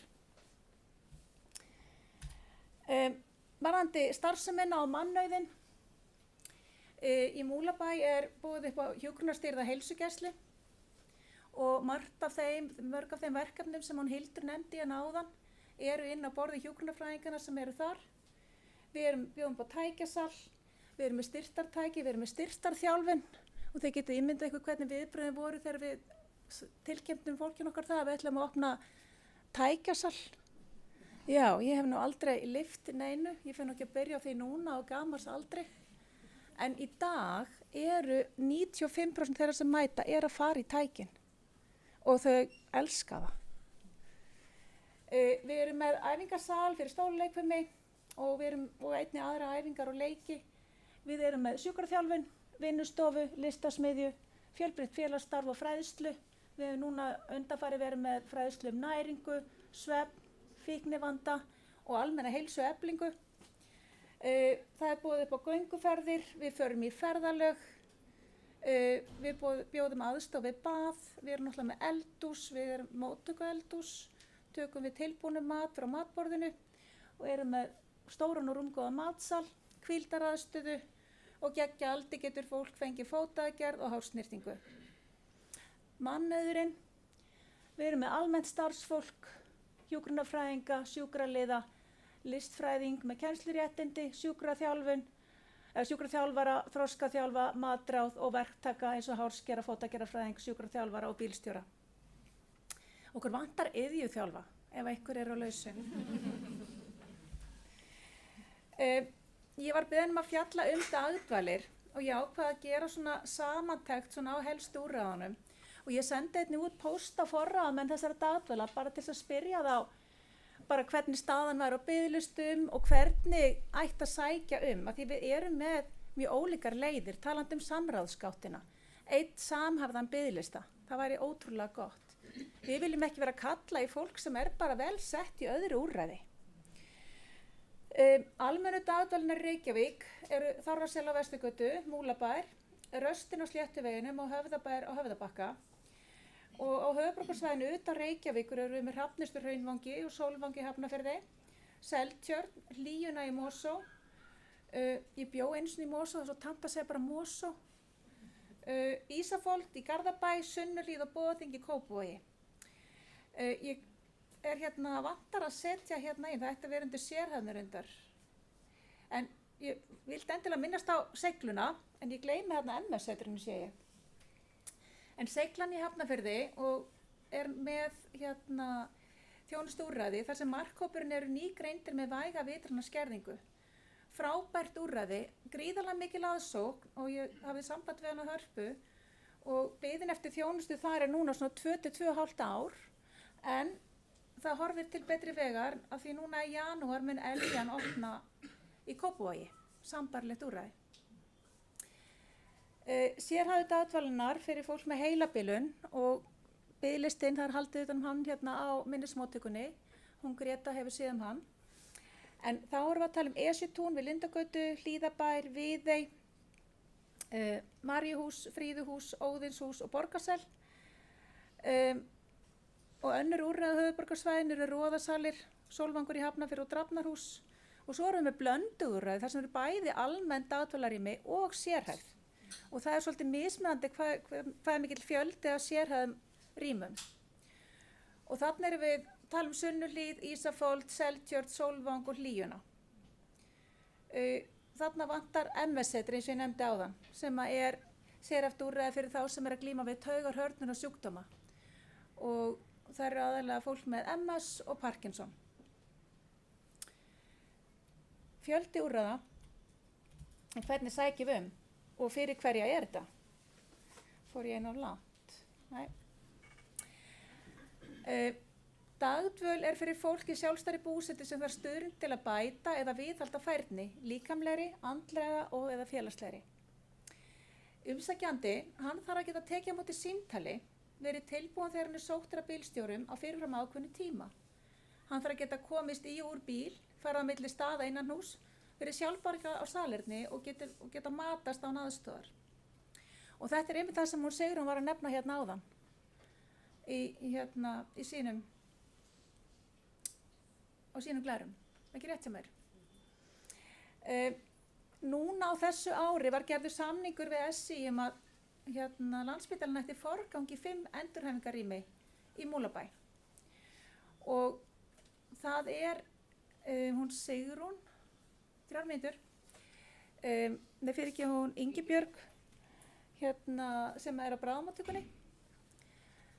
Sigurþórsdóttir, hún heldur utanum þessar umsóknir og er í sambandi við okkar hjúkrunarfræðinga og það er gríðarlega mikilvægt að þegar það koma beiðnir þessi rými að það sé búið að tryggja nauðsynlega stuðning heima til að umsækjandi komist í dagþjálfunina. Og þegar við fáum beiðni þá er umsækjanda búið að koma í heimsókn með ættingi eða vini og hann fær sem komið viðtal með hjúkrunarfræðingi þar sem næstu skref eru ákveðin. Frábendingar. Það er mjög truflandi hegðun eða ógnandi hegðun og skert líkamleg færni eða skert vitræn færni. Margar dagdvalir er að miða við MMS upp á 20. En hvað kemur í veg fyrir að fólk mæti í dagdvöl? Umsækjendur eru ofta ekki tilbúnir og þeir vilja bíða þegar símtali kemur. Og fólk eru ofta að hafna boði vegna bara ýmissa ástæðna og það getur verið húsnæðið, eins og það hefur verið komið inn á áður, að fólk kemst bara ekki út, það eru tröppur, eða umönnun maka sem að við vitum ekki er kannski með heilabilun. Það getur verið heilabilun umsækjandans og skortur á innsæi af hans hálfu. Ég setti upp svona grunn upplýsingar hvað þarf að vera inn í beiðninni og það er svo mikilvægt að við sem erum starfandi úti í feltinu að við fáum nægar upplýsingar. Við erum til þess ekki með söguna.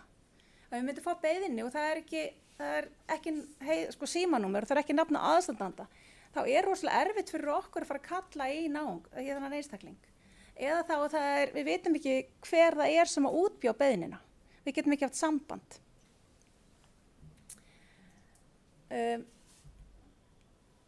Svona ferlið.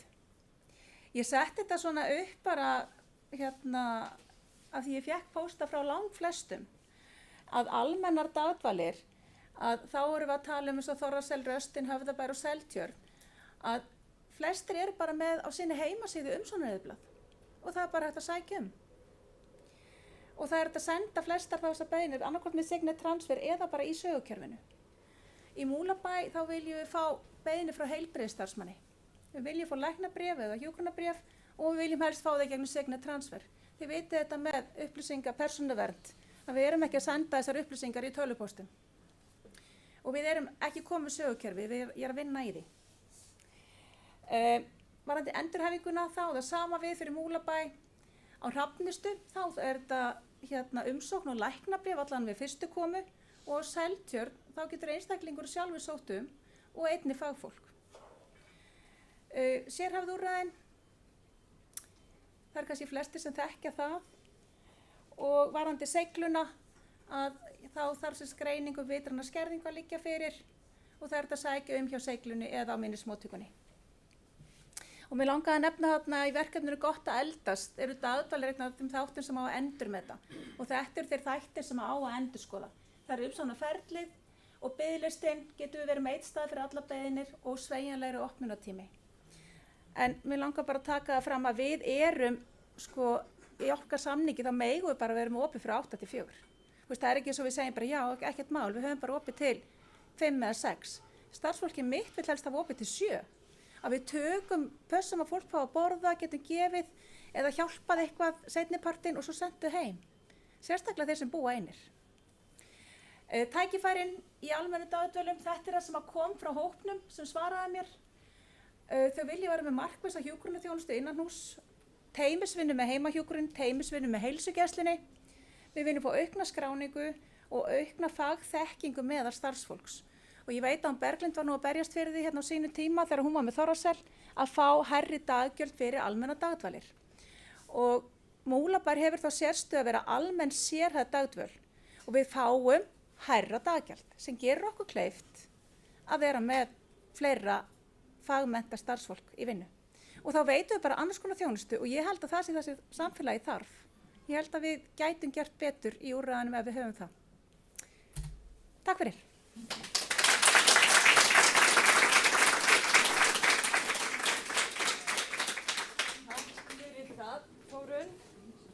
Einhverja spurningar til Þórunnar, bara mjög örstutt. Ég ætla bara að segja ekki endilega spurningu heldur að segja í skýrslunni dagdvalir, þá kemur fram að það ætti að hækka daggjöldin þannig að allar dagdvalir fengi sama fjármagn og Múlabær, af því að það er fjármagnir sem auðvitað stýrir stórum hluta því hvað hægt er að gera.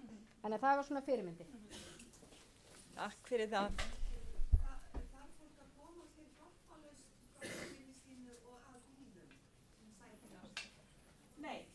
Þarf fólk að koma hjálparlaust en nei, bílstjóra hjálpa. Já, það er þess að bílstjóran er okkar aðstoða. En það þarf að komast á útidyrunum, það þarf að geta opnað og það þarf að geta svarað símanum. Og þá kemur endurhæfingarteymið svo sterkt inn. Ef að fólk er að fara heim er kannski endurhæfingarteymið fyrst og síðan til okkar og þau hafa verið rosalega duglega að fylgja yfir fólki til okkar í endurhæfingarteyminu. Þessi samvinna við sem að leiða fólki í gegnum varða annan veg og leiða þau áfram.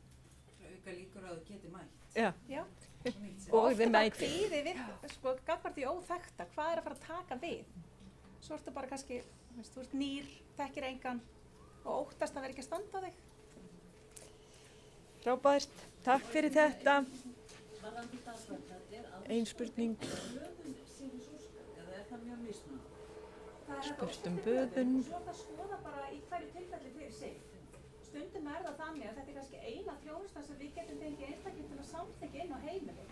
Og við sjáum fólki bara í okkar húsnæði sem hannað utan þennan hóp, við sjáum ekkert hvernig að bera sig heima.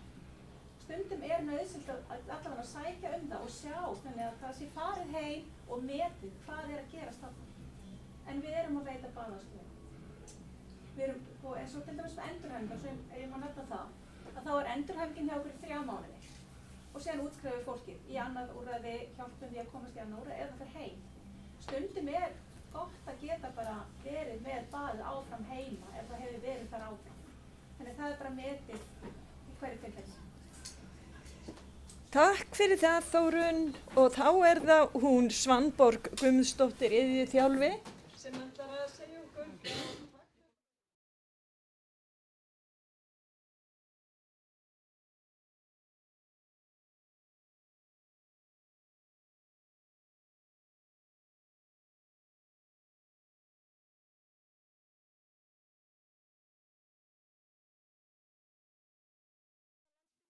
Annara heilbrigðisstofnana en þessi titill í boði gervigreindarinnar og ég ætla eingöngu að fjalla út frá iðjuþjálfun og sérstaklega heimilisathuganir.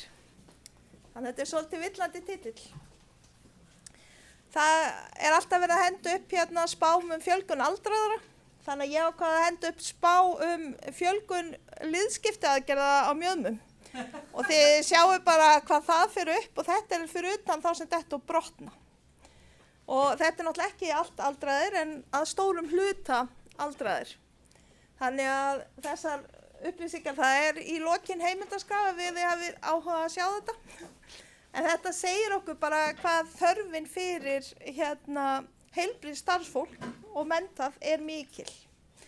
Þannig að en það sem ég ætla að fjalla kannski okkar hlutverk í útskriftum og það mjög mismunandi og við erum svolítið að meta færni og meta þjónustu þörf. Við erum oft það sem að aldís og það hvart yfir að við erum að lofa þjónustu, við segjum hann þarf þetta og við erum að fara í heimilisathuganir og meta þörf fyrir hjálpartæki, veita ráðgjöf hjálpartæki og þetta allt óbúslega tímafrekt. Okkur gengur illa að fá iðjuþjálfi inn í öldrun og þjónustu og sérstaklega kannski inn á spítalan.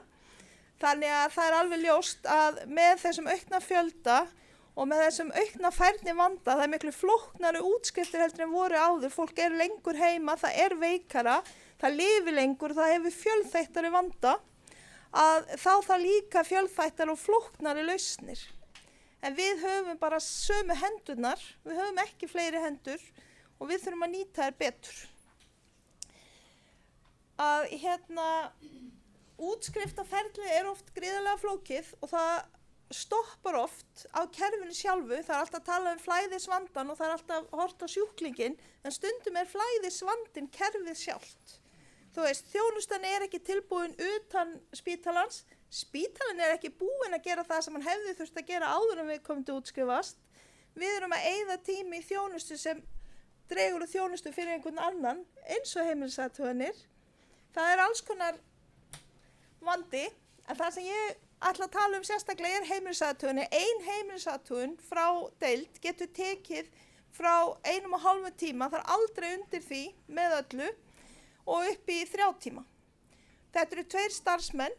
Ef þetta iðju- og sjúkraþjálfari, að þá fær sá sem átt að vera í þjálfun hjá þessum aðilum ekki þjálfun á meðan. Og þar með seinkar kannski hans útskrift. Það ekki sótt hjálpartæki sem hann þarf til að komast heim. Þannig að þetta hefur svona dóminó áhrif. Það sem við höfum verið að skoða, eða ég hef verið að skoða, stafrænar heimilisathuganir.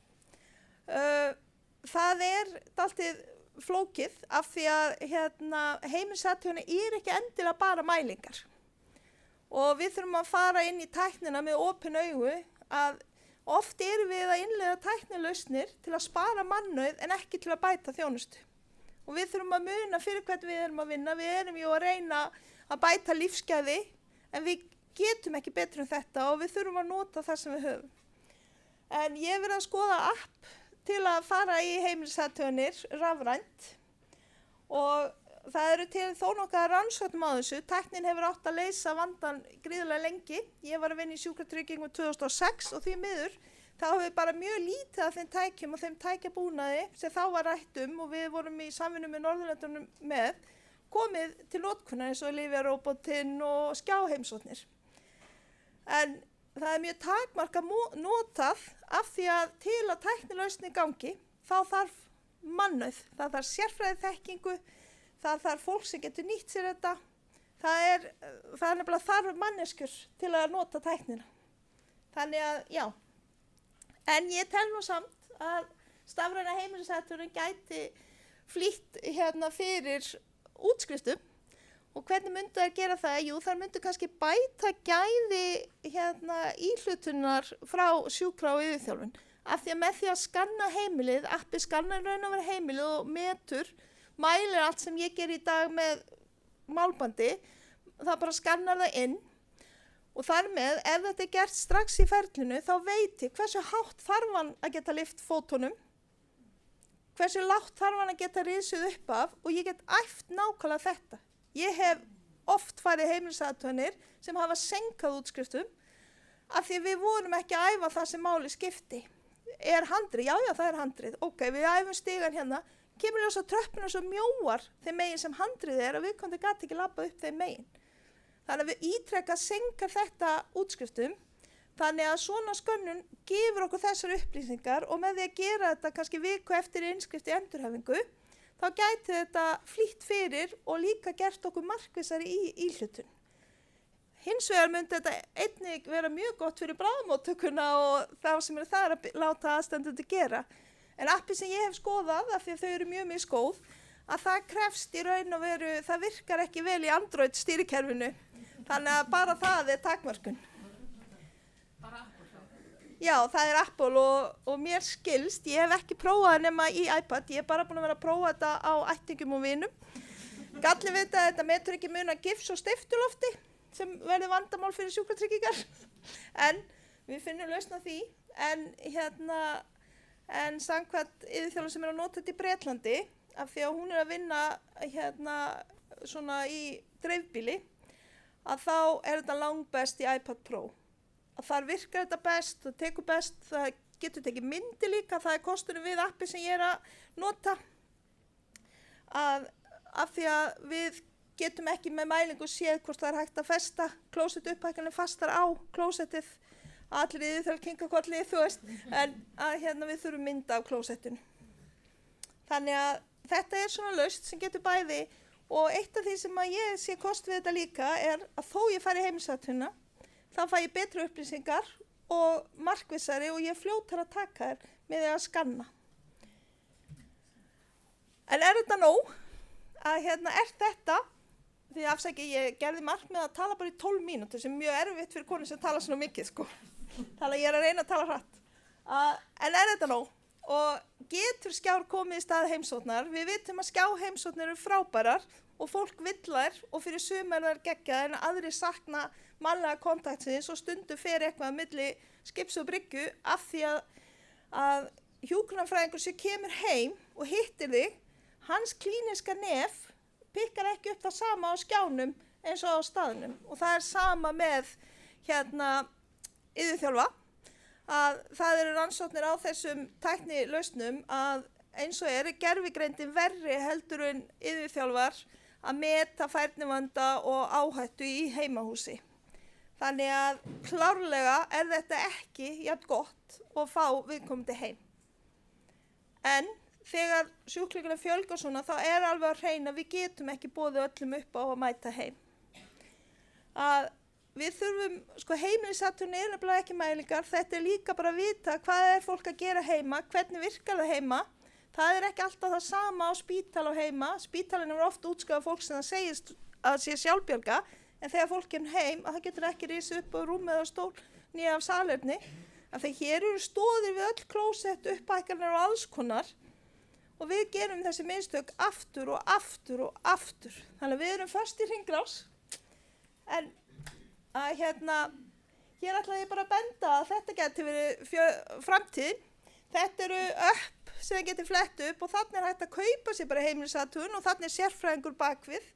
Þetta DwellSafe minnir mig að kosti $50. Að þá bara hleður niður appinu, borga fyrir og þá getur skannað heimili og fengið hjálpartækja, ráðgjöf og breytingar á heimili. Það er alls konar til. Út frá íslensku samfélagi það? Nei, sko, en hjálpartæki og breytingar á heimili eru ekki sér íslenskt.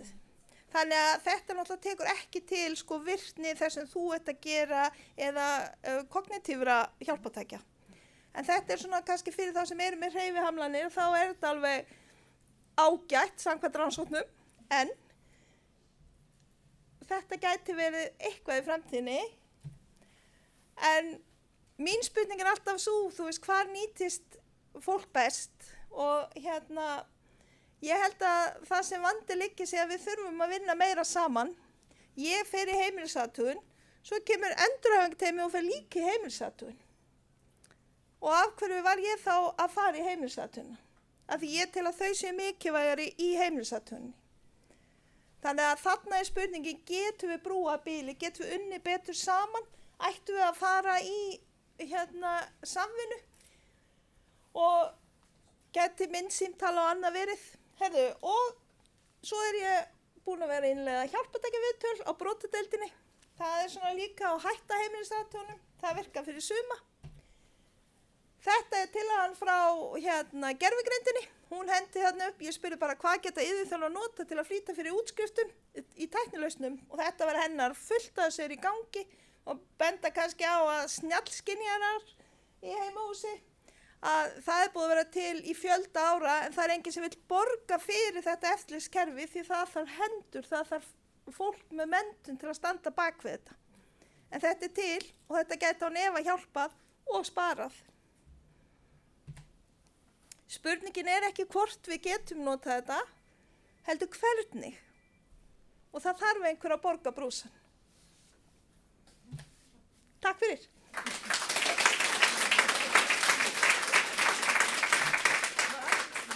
En þetta er svolítið mikið þarna, hefur einhverja reynslu af notkun og svona snjall eftirliti heima? Sko, já og nei. Ég var 2006, þá var ég að vinna í sjúkratryggingum, þáverandi tryggingastofnun og þá vorum við með samvinnuverkefni fyrir fólk með vitrænum vanda og þá voru sko Svíþjóð var landið sem var að prófa sig áfram með svona snjall eftirlit. Og það er náttúrulega fólk bara hér í dag og ég hef reynslu því bara af sjúklingum sem eru að aðstandendur eru með snjall eftirlit með fólkinu sínu. Bæði með þeirra samráði og án þess. Þannig að þetta er náttúrulega viðkvæmt svið, sko, þú veist að fólk vill ekki endilega hafa en ég veit alveg dæmi að fólk er búin að setja upp myndavélar sem að mamma veit ekki af, sko. Þannig að sem er náttúrulega kannski ekki alveg löglegt. Já, en ég veit að það eru fyrirtæki hér sem eru tilbúin að vera með þetta og eru búin að setja upp pakkan, en þetta snýst alltaf hver vill borga. Veistu svona sirka verð? Hugmynd? Sko, ég myndi giska 50 til 100 skall. Já, þú ert ekki að tala milljónir. Sko, já, en það er með ákveðnum fjölda. Þú veist, en þetta gæti verið og ég held til dæmis eins og endurhæfingarstaður eins og Landakot ætti að vera með fjarendurhæfingu að við ættum að byrja á brotadeildinu og færa síðan í heimahús en þá þarf teymi, það þarf félagsráðgjafa, það þarf hjúkrunarfræðinga, það þarf að vera starfsfólk til að sinna því. Við þurfum alltaf fagfólk og en við getum bætt með tækninni, en við komum ekki í staðinn fyrir mannauðinn. Takk fyrir þetta, kærlega.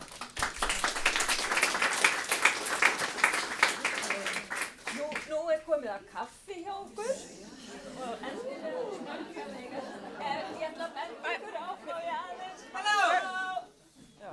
Öryggismiðstöðin er með kynningu á hjálpartækjum fyrir framann. Já, úrræði sem er í boði. Úrræði sem er í boði, þannig að endilega skoði hjá þeirra. Fyrstur eftir? Rut. er heimateymi Heilsugæslu höfuðborgarsvæðisins.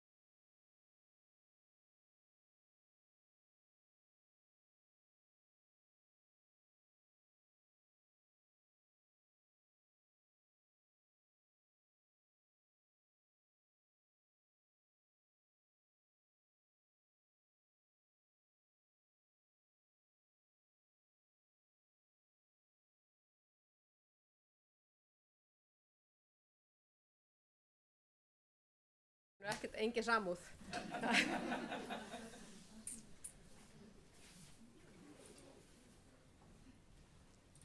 Bara byrja öll upp á nýtt.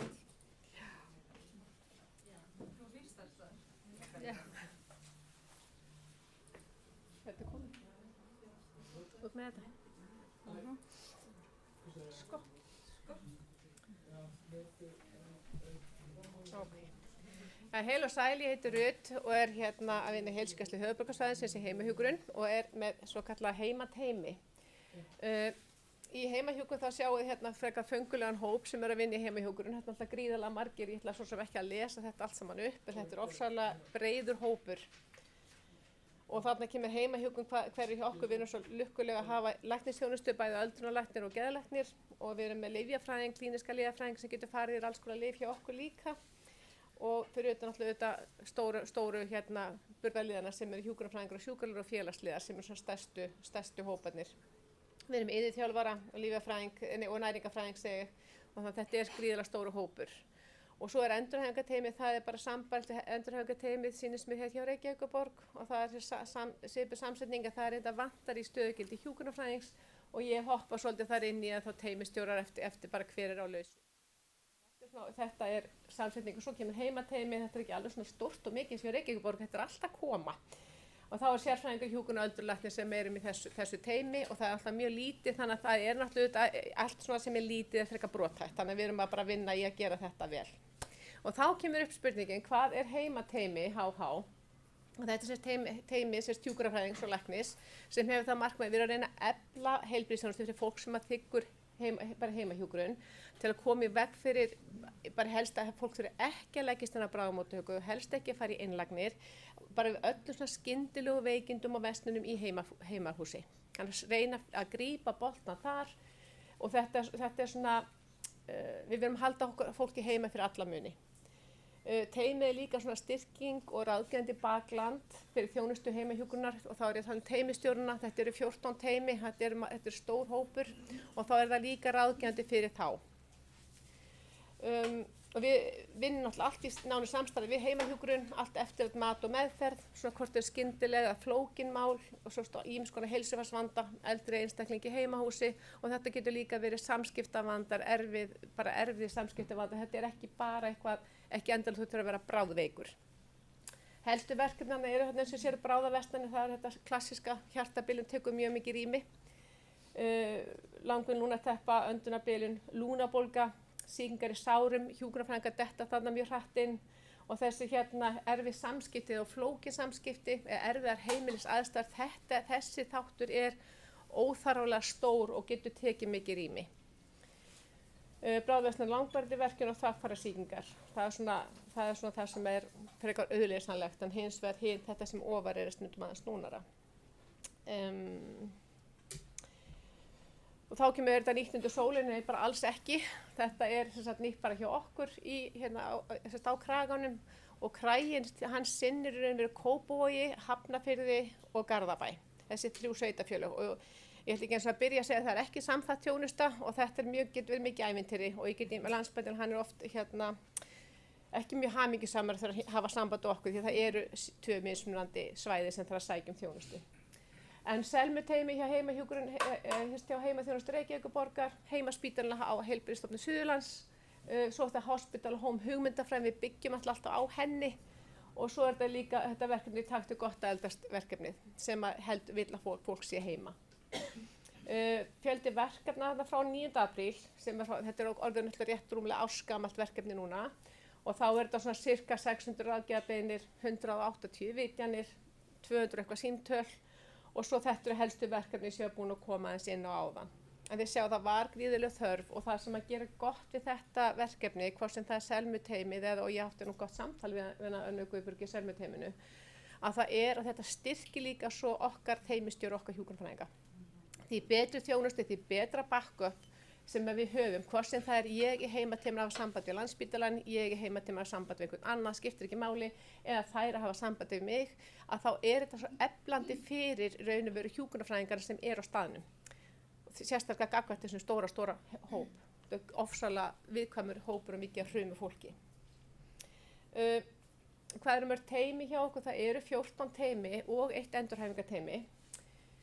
Og þá má reikna með að það séu cirka 5-10% af hverju teymi sem séu veikur á hverjum tíma. Þetta er bara svona hypothesa. Það eru cirka bát 5-10% og það eru cirka núna 750 einstaklingar í heimahjúkrun. En ef það eru milli 700-800 einstaklingar þá má áætla það séu svona 35-80 einstaklingar á svipuðum tíma sem þarf að hafa svolítið á radarnum. Það sem við erum helst að fást þessi óstöðugu veikindi. Þetta fólk sem mjög, það mjög labílt, það þarf svo lítið oft út að bregða að fara allt í bál og brand. Það munur oft svo litlu. Og tíðar innlegnar á Landspítalann, þá þarf oft að veita þessum hóp sérstakann stuðning. Og það er þessi hópi sem við reynum að passa og við erum alveg með ákveð það væri miklu skemmtilega að geta verið meira proaktív að fara fyrir og það sem við erum að vinna með núna sem kemur að sér hérna rétt eftir það er að fara að vinna fyrir með þennan hóp. Við getum fundið þennan hóp. Við getum haft sett fólk á rauðu, grænu eða gulu, að við getum sett flokka þannig að við náum þessum hóp áður en hann fer í að vera svona mikið veikur. Og svo þetta með varanlegu vistun og hjúkrunarrýmin, hvort að þetta verið höndum heimahjúkrunar en ekki Landspítalans sem svolítið svona mín skoðun og annara, að það þarf að passa því að alltaf Landspítalinn þriðja stigs þjónusta. Þeir sem í heimahjúkrun, við þurfum að geta komist með okkar fólk á Landspítalann sem svo rosalega mikilvægur staði fyrir okkur að geta leita þegar allt þrýtur í heimahúsi, þá þurfum við að geta komið fólkinu okkar fyrir án þess að því sé en að gæslappa grýtt heim og bara látið fara á biðina. Ég ekki að segja það sé að gerast en það samt svolítið erfitt að koma fólki inn. Og af hverju ætti heimahjúkrun að sjá þetta? Allan að okkar staðir þannig að okkur finnst að Landspítalinn ekki að sjá að auðvitað þurfa alltaf að hafa einhver en að það ætti að vera í höndum heimahjúkrunar. Því að fólk náttúrulega þegar allt komið, við höfum engin rými til þess að senda fólki okkar sem fárveikt á og algjörlega ófært að vera heima með aðstoð 2-4 svona á dag og allt komið í voða. Að þá fer náttúrulega hvert á ég að senda, þá það bara Landspítalinn sem að deila plásum. Þau fara bara beint með að hanga hendunum inn og loka hurðinni og bara fara heim. Og þá bara þetta svona ákveðin vítarhingur eða sjálfskapa víti sem að Landspítalinn komin svolítið í og var einhvern veginn settur í þá stöðu. Og svo kannski líka að það svolítið svona allar tennur hafa svolítið dregnar úr heimahjúkrun, ekki alveg allar en nokkrar, að þessi úrræði eins og dagdvalir, hvíldarinnlagnir, endurhæfingarrými eins og heilsusetur á Sóltúni og hjúkrunarrými, að þarna eins og með heilsusetur á Sóltúni þarna átti einungis heimahjúkrun að hafa aðgengi að bara. En nei, við fáum náðarsamlegast. Ef við hringjum með 3 mánaða fyrirvara, þá fáum við kannski að taka þátt í úthlutunin eftir 3 eða 4 mánuði. Þannig og við skiljum ágætlega frá Landspítalanum, en samt þá gengur þetta aldrei upp. Dæmi mun bara alltaf enda á Landspítalanum, í stað því við fáum engin rými neins staðar. Bið eftir öllum úrræðum 8 til 24 mánuðir. Og við erum að tala dagdvalir, allt sérhæf úrræði og alls konar. Það eru einstakar sem eru í dagdvölunum sem að fara, ég segi bara algjörlega fram úr sínum væntingum á okkar mati. Það eru að tróðin fólki sem í algjörum nauðum heima. Þannig að þetta bara alls ekki ásættanlegt eins og við sjáum öll hérna inni. Þannig að ef að heimahjúkrun hefði nú forgangi á þessu hjúkrunarrými, þá gætu biðrýmin innan geðslappa verið heima í mun betri aðstæðum. Og þarna er ekki gætt til þess að jafnræðis í raunum fyrir þá sem eru heima og komast bara ekki niður á spítala, það er bara ekki hægt að fara með þá, versus þá sem eru þar og voru bara skildir það eftir. Ég er ekkert að segja að þeir ekki skilja að fá líka pláss, en þetta stórt mál og alls ekki list hér á þessum ágæta fundi í dag. En bara við benda á þetta skiptir svo miklu máli að allir sé að tala saman eins og mér heyrist á öllum hérna í dag, bara dásund að hlusta á það sem undan mér. Þannig ég kemst óþálega svarsinn hérna inn, en það alltaf í lagi. Það má koma nýjar hugmyndir. Það ekki? Takk fyrir.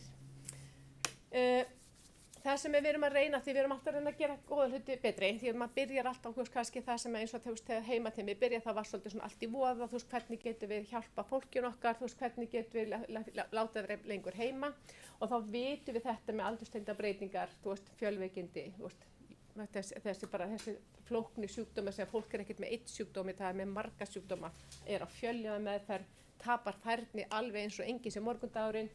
Svo alltaf lagast það ekki þegar fólk kemst ekki inn úrræði og það líka löng bið eftir til heimasjúkraþjálfun sem svolítið sorglegt líka. Þannig að við erum eiginlega að byrja svolítið fyrr og við erum að vinna svolítið með Entry Home Care að fá svona gagnadrifna öldrunarþjónustu og okkar samstarfsmenn, við erum nokkur að vinna í þessu, að reyna að fá bara hvernig við getum sigta þetta fólk út, hvernig finnum við þessar sem eru svona orðnir svo rosalega labílir. Það er mjög leiðilegt fyrir okkur sem kannski sjáum einhverju komin á spítala, býtu okkur og enginn búin að láta okkur vita, okkur lét enginn okkur vita þessi var svona veikur, það er kannski geta gripið einhver inn í, ég veit það ekki, kannski ekki. Þannig við þurfum svolítið að tala saman og það sem að þyrftum að gera til þess að ná þessum flotta hóp saman, að ná utan þennan stóra hóp, er að ná að gera rosalega öflugt mat á öllum þeim sem koma í heimahjúkrun, bara á 1 mánuði. Þetta eru mjög stór og mikil viðtöl og alls konar mat, hvað þarf að gera í heimahúsum og fleira og líka bara hvað þarf að gera fyrir skjólstæðinginn, að ná utan þennan hóp fyrr, þannig að við séum ekki alltaf í 3. stiginu, alltaf í brunútkallinu. Við erum alltaf að slökkva elda en við viljum pínkulítið svolítið hætta því. Þannig að í fullkomnum heimi, sem að mér dreymir svo oft að hafa, að þá er stuðningur allan sólarhringinn með 1 símanúmeri. Já, ok. Og aðgengi að dvalarúrræði. Við viljum hafa við erum með núna svona frá 8 til hálf 12. Er það nóg? Mögulega, ég kannski frekar hafa það mjög gott því það verður svo lítil ásókn eða það þarf kannski ekki eins mikla næturþjónustu ef við erum með öfluga þjónustu heima á daginn. Bara fá aðgengi öllum þessum dvalarrýmum og öllum þessum endurhæfingum sem við þurfum að koma fólkinu okkur í til þess að halda virkni því. Eins og hún segi if you don't use it, you lose it. Þú tapar ferlinu og farið ekki að nota hana. Og þó þyrftum við líka eitthvað að gera í skammtíma innlögnum eða deildum sem eru fyrir fólk með andlega og líkamlega með svona einhvers konar örfun á sem ekki tengt við hjúkrunarrými eða svoleið. Hafa það bara alveg sér, þannig að það sé ekki vera ruglur þarna á milli, þetta sé alveg skýrt að viðkomandi að bara færi stuttan tíma. Þannig að eins og þetta með réttu þjónustu á réttu stað og veita réttum aðilum. Það ekki Sóltún heilsusetur? Jú, ef við fengjum að leggja þær inn, væri það gasalasniðu hugmynd. Við þurfum að... Já, við gerum það líka heilsugar, en við þurfum bara að komast þangað inn. Já, ég er algjörð, eins og svoleiðis draumsinn er málið, að hafa fleiri svoleiðis úrræði. Og það sem er svona heppilegast að mörgu, það sem við erum búin að tala svolítið mikið samþættingu þjónustu sem er ekki á kraganum, að það er sem að við höfum greitt að hjúkrunarfræðingar heimahjúkrun hafa greitt aðgengi að sjúkrahúsum í svona 1-7 daga til að stabilisera stundum en bara 1-3 dagar og fá svo viðkomandi aftur heim. Endurhæfingu í 2-8 vikur eftir hvað þarf og höfum úrræði í það. Hjúkrunarheimili fyrir skjólstæðinga heimahjúkrun, þannig að það sé ekki allir sem endan á Landspítalanum þegar þeir eiga séns á því að komast inn í varanlega vistun sem er algjör og ófærir að vera heima. Þannig að og svo líka bara þetta geta beðið rannsóknir þannig að við séum ekki alltaf með lækn þurfum við hafa okkur vant að lækna bæði í heilsugæslunni og í heimahjúkrun að við getum beðið þessar rannsóknir sem við þurfum til þess að skoða viðkomandi að það sé ekki alltaf á herðunum á einhverjum öðrum. Og þessi samræming þjónustu og samvinna samfélag, þannig að þetta er það sem okkur dreymir og sveigjanleiki til í opnum tíma aðstöðum helgar eins og við að tala hver er hún, sér ekki, sem var með bara með dagdvalinnar, það er akkurat það sem við þurfum, þessi sem eru einir heima, senda alla heima úlfa tímanum þegar fjölskyldur aðrar eru að sinna sínu heima, geta lengt þann tíma væri æðislegt. Við varum ekki að búa að tala sem þetta. Okkur dreymir alls konar, við erum með sjálfvirka lífærsskammtar og snjallása, en það er ekki fengið skjáheimsóknirnar í gegnum hjá okkur ennþá. En það er alls konar lausnir sem við verðum að skoða hér. Og það er til dæmis bara svo margt eins og bara til dæmis betri rúm, svona veltirúm og fleira, skynjar á hvað fólk er staðsett í húsi án þess að viðkomandi sjáist og allt svoleiðis að þetta skiptar miklu máli en Tryggingastofnun vill alls ekki greiða fyrir þessa hluti. Þannig að það er, ég sé það okkar í því að fá bara svona hroll við að reyna að sækja þessu rúm þegar bara geta þetta ekki. Þetta er bara ómikið vesen. Svo er alltaf þessi dreyma næturnar að það er bara að það væri mjög næs, þetta væri bara ríkisreiki og öll sveita við bara hreinlega rukku til þess að hafa samræmda þjónustu og það allir sitja við sama borð en það eru nýjafstaðnar sveitastjórnarkosningar þannig ég veit ekki alveg hvernig þetta fer.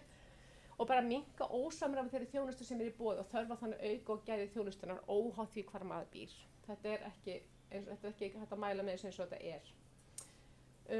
Já, bara þetta almenna, bara þetta fjármagn sem er búið að lofa í heimaþjónustu það sem þetta á að vera hægt að hafa þetta heima að það sem er búið að lofa það sé að bæta allt saman heimahjúkrun á að taka rosalega mikið að það þarf að fylgja því fjármagn en svo það þurfi líka að geta fengið starfsfólk. Við erum bara alltaf sami hópurinn sem vera, ef við fáum starfsmann í heimahjúkrun þá tapaði Landspítalinn eða skiljið, það er alltaf þetta vesen, við vantar eyðiþjálfara bara hvaða nægi honum, En allavega, ég ætla ekki að hafa þetta lengra. Einhverjar spurningar? Já, ok. Ég er búin að hlusta á mjög góð erindi í dag að það er enginn talað næringuna. Og vitum við það að fullorðið fólk heima og það kemur heimsættur matur og það borðar ekki matinn af því að það ekki lagt fyrir það. Þetta ekki bara meint til þín, þetta bara svona yfir hópinn, gleyma næringu. Það er að tala hérna í salnum að gleyma ekki mikilvægi næringar, að fólk getur kannski ekki nært heima sjálft og það þarf að leggja það fyrir fólk og fólk þarf að komast í matinn sinn sem er vissulega hárrétt. Við erum með næringarfræðing hjá okkur og það er líka hjá Reykjavíkurborg og það er gert næringamat í upphafsmötum, eru allir teknir í næringamat, það er tekið svo mikið að þessum, það er líka þessi 3 fyrstu vitjanir, bara að ná öllum þessum skönnum yfir allt saman og þá er metið næringarstigi, hvort þú setja hætt á vannæringu en auðvitað þarf fólk að geta borða mati og það er félagsþjónustan á að koma þar inn. Þess má geta endurhæfingarteymi gera það líka ef fyrstu vitjun og næringarskrifaðir. Þannig ef þú veist einhvern sem fær ekki að borða, af því hann getur ekki, hafðu samband. Við það var einhver annar sem ég búið dett niður. Sæl. Sko, þetta er annars skipti á stundum tíma sem ég heyrði tala þessa hluti. Viltu koma hinga? Svo, að því annars þarf ég endurtakið alltaf að tekur heilmikið lengri tíma. Nei. Nei, bara hugðu ekki hendur, takk að þú segir svo mikið gott. Já, ég ætlaði eiginlega bara að segja Ruth að þetta er í annars skipti á stundum tíma sem að ég heyriði tala á nótum sem ég finnst ekki alveg falla af því sem allir eru búin að segja hér í dag, við séum allar á í sömu átt og við séum allir með sameiginleg vandamál. Þú stillir okkur svolítið upp Landspítalanum sem einhverjum, ég veit ekki, gín yfir öllu eða einhverjum svona andstæðing og mér líkar þetta ekki og ég þarf að fá að leiðrétta það að Landspítalinn, hann kemur ekki nálægt í að úthluta varanlegu rýmum, hjúkrunarrýmum. Það er Færni- og heilsumatsnefndin sem gerir það alfarið, hún sér að tilnefna ekki nokkra aðkomi að því.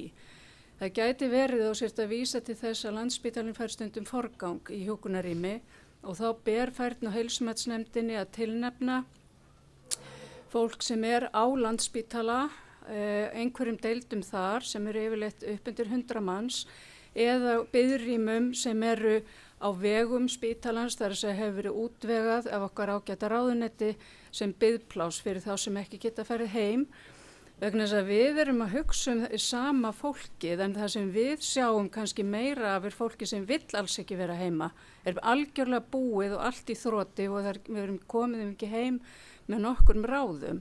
Og þetta er ekki val spítalans að hafa þetta svona, þetta er náttúrulega stjórnvöld og ég held að við sem erum í þessum bransa, við verðum að snúa bökum saman og tala einum rómi en ekki að einhver sé að gína yfir og þetta á líka við Sóltún heilsusetur, það sem eru 39 rými og Landspítalinn hefur fengið forgang í 20 þeirra sem við ætlum nú eiginlega aldrei að geta notað lengi framanna vegna þess að fólk þurfti að vera svo ótrúlega hress til að komast þangað og ég held að það sé sameiginlegt vandamál okkar og heimahjúkrun var líka að líta til þess að þetta úrræði væri fyrir miklu slakara fólk sem að gæti mögulega fengið einhverja endurhæfingu af þess að veri lengur heima en reyndin var svo að þetta er bara mjög hresst fólk og í mínum huga þá var þetta bara miklu meira heilsuhæli og hefði þetta verið einkarekið eða vera bara dagúrræði heldur en að vera að leggja fólk inn og hátta þannig í rúmi 6 vikum, mér finnst það bara bull. En ég held að það sé svo mikilvægt en við erum líka svo mikið á spítalanum að vísa fólki sem er í heimahjúkrun, það fær þá hraðar í vinnslu, það er að komin á bráðamóttöku og endurteki, við getum komið í hraðar en á heilsusetur, mjög margir eiga umsóknir þurfa að bíða svo lengi, þannig að tölum saman og vinnum þetta saman, það er Landspítalinn vill ekki og við erum bara ógurlegir kjánar í þessu landi að nota spítalan okkar svona vitlaust. Það er alveg galið, en við úthlutum ekki varanlegum hjúkrunarrýmum þó að við séum með heimahjúkrun á línunni og það er allt í voða heima eitthvað staður, við vitum að plássi, við biðjum nefndinum að tilnefna og þau gera það ekki. Þannig við erum í sama báti og við skulum tala þannig. Þetta er nákvæmlega það sem ég var að meina. Þannig að ég bara takk fyrir að koma upp og segja þetta, því það er ekkert það sem það snýst að það er úthlutað plássum, en fólk endar inn á Landspítal, þannig að það sem þá tefur að líka fyrir okkar sem þurfa að komast þangað, því það er allt stappað þar. en þeir taka alltaf reyna að taka við, þannig að við erum að tala nákvæmlega saman hlutin. Þannig að takk fyrir þessa ábendingu. Því það var einhvers þar einan spurning sem ég man ekki. Nei, ok, sleppið það. Okay. Takk fyrir. Takk svo leiðis.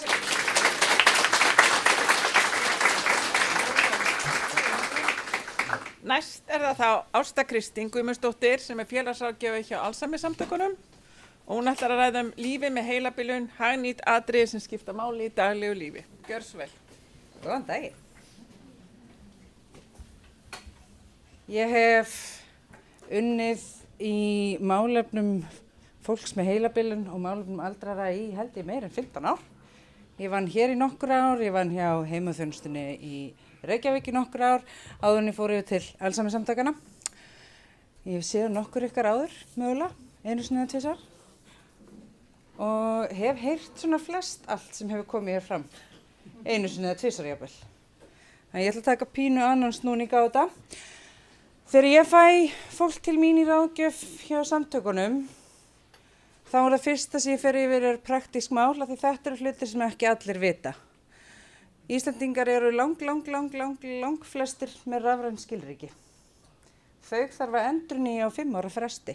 Ef maður getur ekki endurnýja þau án aðstoðar, þá missir maður þau. Og maður getur ekki gefið öðrum umboð til að endurnýja þau fyrir sig. Þannig að þá ertu bara fótt með engin rafræn skilríki. En það sem er líka gott að vita er það að ganga frá alls konar rafrænum umboðum. Maður getur gefið fleiri en einum þetta rafræna umboð og þú missir ekki þinn aðgang þó gefur öðrum rafrænt umboð. Og fyrst það sem ég gerði þegar ég frétti þetta væri hægt, það var náttúrulega að fara heim til kallsins og bara hallur. Þannig að opna Ísland.is ég þarf að tjekka þetta, skiljiði.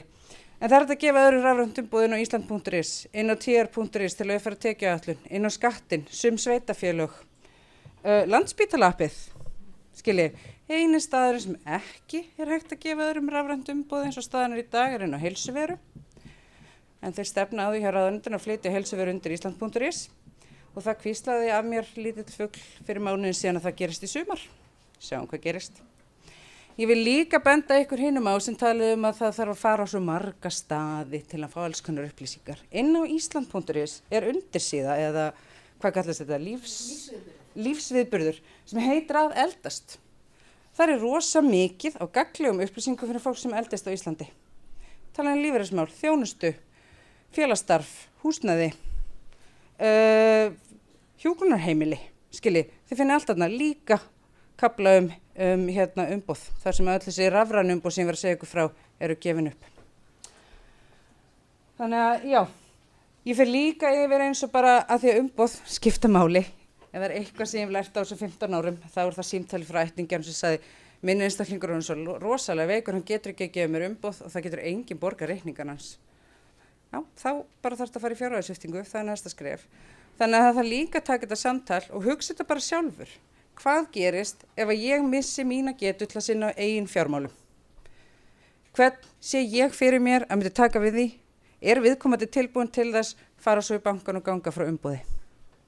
Af því það er að opna rafræn skilríki annarra inn á heimabankamanns ef maður gefur umboð til þess. Þetta, það að fara í fjárhagssviptingu er vesen fyrir aðstandendur, ekki þann veika. Þetta er tímafrekt að hægt að koma í veg fyrir þetta með mjög einföldu og stuttu samtali.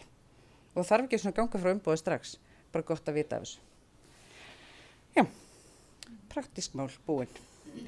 En ég náttúrulega fæ rosa mikið af fólki til mín sem bæði er að fá greiningu heilabilun, grunar að sem heilabilun eða eru aðstandendur einstaklinga með heilabilun. Og það sem ég hef kannski séð í gegnum tíðina er að fá greiningu á heilabilun er eitthvað sem enginn vill, alveg sama hvort hann er 50 eða 100 ára.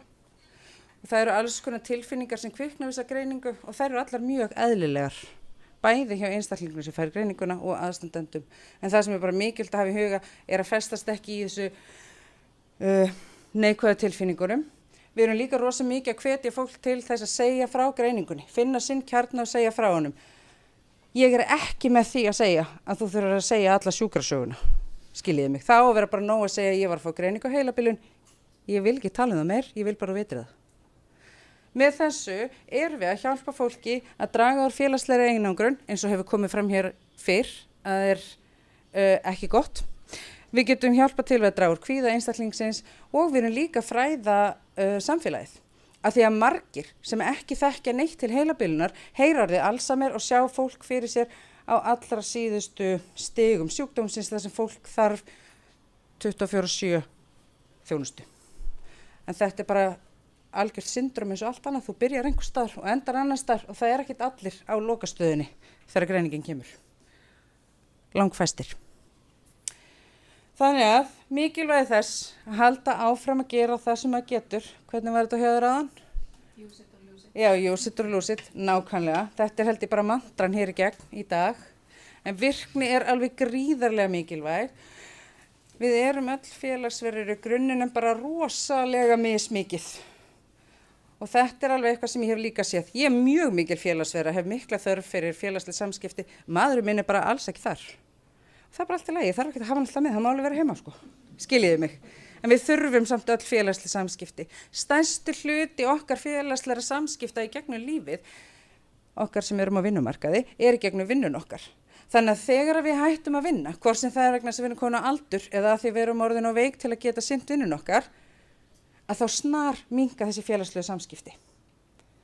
Sem ekki gott. Við þurfum að vera meðvituð það og vera búin að setja upp eitthvað plan með sjálfum okkur og öðrum í kringum okkur hvað við ætlum að gera. Og þá rosalega mikilvægt að gera eitthvað sem mann finnst skemmtilegt. Af því ef mann finnst það ekki skemmtilegt, þá nennir maður ekki. Ég færi aldrei í hlaupahóp, það leiðilega sem ég geri og ef þið sjáum einhvern að hlaupa þá eitthvað að, skiljiði mig. En ég skal glöð fara í alla handavinnuhóp á höfuðborgarsvæðinu, skiljiði mig. Mér finnst gaman að hekla og prjóna, mér finnst gaman að kjafta, en leiðilega sem ég geri að hlaupa. Þannig í maraþoninu, sem eitt svona stærsti styrtar málaflokkur Alzheimer-samtökanna, þá ég á hliðalínuna að hvetja, af því ég ætla ekki að hlaupa. Þannig að við þurfum að finna eitthvað sem okkur finnst skemmtilegt. Við þurfum líka að vera með raunhæfar væntingar og raunhæfar kröfur, bæði sem einstaklingur með heilabilun eins og aðstandendur. Af því það var einhver, ég man ekki hver það var sem kom hérna að því áðana. Ég var sennilega hún frá heimahjúkrunni eða eitthvað svoleiðis. Aðstandendur og einstaklingurinn ekkert alltaf sammála hver þörfin hjá viðkomandi. Ég var alveg verið við þann líka í gegnum mína vinnu. En byrja hægt, byggja upp traust og auka hraðar þegar að þolið hefur byggst upp. Og líka eins og einhverjar hafa komið inn á, þú veist að það að fara einu sinni í viku í sturtu eða mæta einn dag í viku í dagdvöl ekkert endilega það sem þarf til að, en stundum þarf maður að byrja einhvers staðar. En þá reynir maður samt líka frekar að hvetja og fá fólk til að koma oftar og meira. Af því það líka þyngsta og erfiðasta skrefið í þessu öllu að taka þetta skref yfir en að þröskuld og byrja. Af því að ég hef heyrt það frá fólki allt upp í 100 ára og það bara gamalt fólk þarna, ég hef ekkert þarna að gera. En við skulum átta okkur á því, við erum öll 25 ára í hausnum þar til að líkamann okkar stoppar okkur. Þú veist, það bara þannig, alveg sama hvort við erum 100 ára eða 75 eða 25, skiljiði mig. Ég fer mikið yfir svona dagdvalir, dagþjálfanir, almennt félagsstarf aldrara í sveitarfélögunum. Það eitthvað sem þarf klárlega að efla og auglýsa meira og virkja meira til þess að reyna að fá fólk á staðinn, af því aftur það bara gamalt fólk þarna, ég hef ekkert að gera þarna, en það bara ekki alveg þannig, skiljiði mig. Þannig að þetta úrræði sem skipta máli og við þurfum kannski líka bara sem samfélag átt okkur á því að einn daginn verður við bara mögulega einn af þessum skjólstæðingum sem leitum þangað. Og þá þurfum við kannski líka að vera svolítið opnari fyrir því að skoða það öðruvísi. Seiglan og Eljan sem eru þá svona virkniúrræði sem Seiglan virkniúrræði sem samtökin reka í húsi hjá sér og Eljan þá þetta nýja eða annað seigluúrræði fyrir fólk sem á fyrstu stigum sinna heilabilunar, hefur sýnt alveg fram á það að við erum klárlega að gera einhverja góða hluti þarna, fyrst að það búið að koma vilyrði fyrir Eljunni sem opnar 1. janúar. Þannig að þá vonandi minnkar biðlistinn, hvort hann stækki svo aftur, það kemur svo bara í ljós. Og svo sér þetta dagþjálfun fyrir fólk með heilabilun. Og það sem kannski þarf líka að skoða, að því við erum rosa mikið búin að vera að horfa á höfuðborgarsvæðið í dag, þessi úrræði þarf allt land. Fólk verður gamalt og fólk fær heilabilun annars staðar en bara á höfuðborgarsvæðinu, sko. Þannig að það þarf líka að skoða það. Svo þetta bara, eins og búið að koma hérna fram, félagslegan heimastöðning með gönguferðir, sitja og spjalla, endurhæfingateymið fyrir þá sem ekki komnir mjög langt í heilabilun, veit ég allavega. Svo er það heimsóknarvinur Rauða krossins, þeir eru nú aðeins að reyna að virkja það meira og öðruvísi. Einu sinni var þetta bara einhver sem kom alltaf í heimsókn til, nú er líka hægt að fá símavin, dýravin, gönguvin og það vantar líka alltaf sjálfboðaliða. Svona ef þið hafið ekkert betra að gera í frítímanum ykkar, endilega að gera sjálfboðaliðar. En svo er þetta virka heilaleikfiminn. Hún skiptir líka máli. Hvað er virka heilaleikfimi? Hún getur verið alls konar. Allt sem reynir á heilan, allt sem úrt að læra eitthvað nýtt, allt sem að krefst þess og gerir eitthvað aðeins meira heldur en að sitja í sófanum og horfa út í loftið. En þetta getur verið krossgátu, sudoku, það eru alls konar leikir sem fólk hefur verið að gera eins og þetta Lumosity sem er leikur fyrir fólk með heilabilun. Þú ert að leysa 5 þrautir á dag og hann lærir inn á þig og léttir þá leikina ef þú eru of þungir til að komast yfir og þyngir þá. Þú getur bara keypt þér aðgang að þessu leik, já. Þú þarft ekki að vera með heilabilun. Þannig að já, akkurat. Þú verður að spyrja, það verður að spyrja minnismóttökunum. En þetta er bara, frágangur. Elda mat, það þurfum við að byrja okkur með einum stað áður en við komist í það að bera fram matinn. Þetta er allt heilaleikfimi, þannig að þetta skiptir allt máli. Það sem að við erum svo kannski að standa fyrir sem samtök, þá erum við með fræðslu einu sinni í mánuði yfir vetrartíman. Það er komið í sumarfrí núna, er það ekki rétt hjá mér? Já. Þetta er alltaf annan þriðjudag í mánuði klukkan 5, opið öllum sem hafa áhuga, í húsnæðinu hjá okkur á Gamla Sankti Jósefsspítalinn í Hafnarfirði. Þeir sem ekki komast, þá tökum við upp öll fræðsluerindin og setjum á neti daginn eftir. Þannig að mikið til að fræðslu myndböndum á heimasíðunni hjá okkur. Við erum með Alzheimer kaffi einu sinni í mánuði, fyrsta 5. dag í mánuði. Það er líka komið í sumarfrí, byrjar aftur í september. Fyrsta 5. dag í mánuði, fáum aðgang að sal í Hæðagarði 31, kostar 500 krónur inn, þarf ekki að skrá sig. Sór, optimista klúpar höfuðborgarsvæðisins skiptast á sjá kaffiveitingarnar. Það er alltaf einhver svona örfræðsla, örerindi, svo er kaffi. Ég segi við flesta ekkert endilega að gera ráð fyrir kvöldmat, þetta eru fermingavislur hjá þessum konum. Svo er dreift söngbókum, það kemur píónleikari og sungið. Þetta er mjög skemmtilegt, ég get alveg staðfesta, ég er búin að fara nokkuð sinnum. Svo erum við með stuðningshópa fyrir aðstandendur, 4 mismunandi hópar sem hittast einu sinni í mánuði í húsnæðinu hjá okkur, fyrir utan þennan rafræna. Hann hittist á netinu. Það þarf ekki að skrá sig, það er bara að mæta. Þetta er byggt upp á svona jafningjastuðningi þar sem aðstandendur er að hitta aðra aðstandendur. Og það er líka víða á landsbyggðinni. Og upplýsingar það eru bara inn á heimasíðunni okkar fyrir þá sem að vilja. Þeir sem eru félagar í samtökunum kostar 4.000 krónur á ári að þeir geta bókað tíma hjá sálfræðingnum okkar. Þá kostar tíminn 5.000 krónur og við bjóðum upp á viðtöl á staðnum og í gegnum Teams og það er mjög löng bið eftir staðtíma. Bara segja ykkur strax. En það er ekkert mál að fá út gegnum Teams. Ég segi líka alltaf, fólk á að koma í ráðgjöf í síðasta lagi við greiningu. Ég móðgast ekkert þá komi ekki til mín. Mér er bara alveg sama hvert að fer í ráðgjöf. Farði í ráðgjöf, ég móðgast deila meira fyrir þína hönd að þú kemur ekki. Ég býð upp á ráðgjöf bæði á staðnum, í gegnum Teams og í síma. Hún kostar ekki neitt. Ég hef alveg verið að taka heilu fjölskyldunar í ráðgjöf þar sem hluti mætir og hlutir á Teams, bara eftir hverjum og einum hendar. Svo hefur við líka verið með góða vinnureglu hérna, ég og minnismóttakan og fleiri fagstéttir og þetta á bara við alla fagstéttir, af því að það er ekkert allir sem eru til í að fá bara nafnspjaldi mitt og hafa samband um mig. Það bara koma sér ekki í það. Eru frekar til í að ég hringi og bjóði þeim tíma. Þá megið þið bara senda mig tölvupost sem fagaðilar. Bara þessi þarf síntal við þig eða tíma í ráðgjöf. Það sem ég þarf upplýsingar er nafn og símanúmer viðkomandi, er viðkomandi með heilabilunargreiningu eða er hann aðstandandi og ég hef samband við það. Það er lítið mál. Þannig að bara það hefur alveg gefið sig vel. Af því það er kannski meiri líkur á að fólk komi til mín í ráðgjöfina. Heldur en ella. Ég er líka með bæklinga þarna fyrir samtökin og segluna og ég er með nokkur nafnspjöld ef þið viljið, bara lítið mál. En ég held að ég sé ekki með neitt meira sko.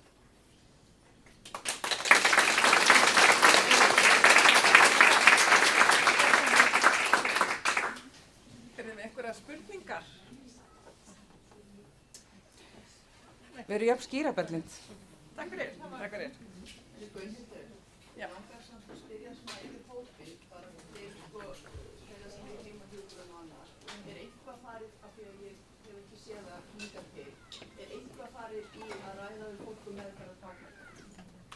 Nú er kannski þeir sem frekar. Já. Getur þið svarað því sem er í? Er einhverju heimahjúkurinn sem geta?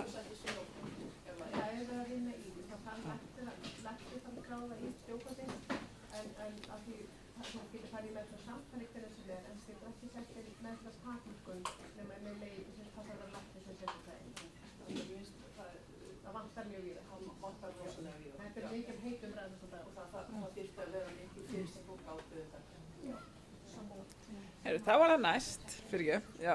Hildur Helgadóttir, hún er hjúkrunarfræðingur í útskriftarteymi Landspítalans og ætlar að ræða við útskriftir og hlutverk flæðideildar. Gjörðu svo vel.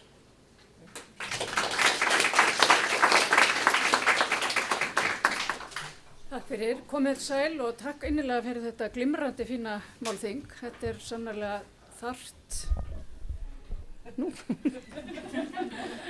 umræðefni. Já, ok. Og já, ég sem sagt ætlaði að bara eiginlega kynna svolítið flæðisdeild spítalans fyrir ykkur og útskrifta teymið og hvað það er sem við erum að gera og bara vinda okkur í þetta. Þetta er flæðisdeildin á spítalanum, hún er staðsettin í Fossvogi, í gámum bak við hús. Við köllum þessa gáma vetrarhöllina því þar verður ansi kalt. Við erum allar með hlýtt hjarta en við erum í þykkum peysum. En Kristín Katla Svan er deildastjórinn okkar. Hún tók við að mér núna 1. febrúar og er alveg frábær. Hún er svona að taka við mínu verkefnum smátt og smátt en ég er ennþá með umsjón með öllum biðsjúklingum og öllum biðplássum. Við erum með 2 innlagnarstjóra, Þórdís okkar Friðstein sem er búin að vera hjá okkur í 3 ár og hún er að setja inn í starfið Elínu Friðriksdóttur sem byrjaði í morgun klukkan 8. Hún er nýjust og kemur hérna að Landakoti og lofar góðu. Svo er útskriftarteymið, við erum þetta er allt saman hjúkrunarfræðingar í teyminu. Við erum með hana Ásdísi sem er í Fossvogi með skurðlækningadeildirnar, við erum með hana Guðrúnu Ástu sem er á Hringbraut, ég er með nokkra deildir í Fossvogi. Blend er þetta bráðalyf og endurhæfingarsvið stóra og það sem öll spjót standa á og sem á alla sjúklingana, innlöðu sjúklingana á bráðamóttökunni.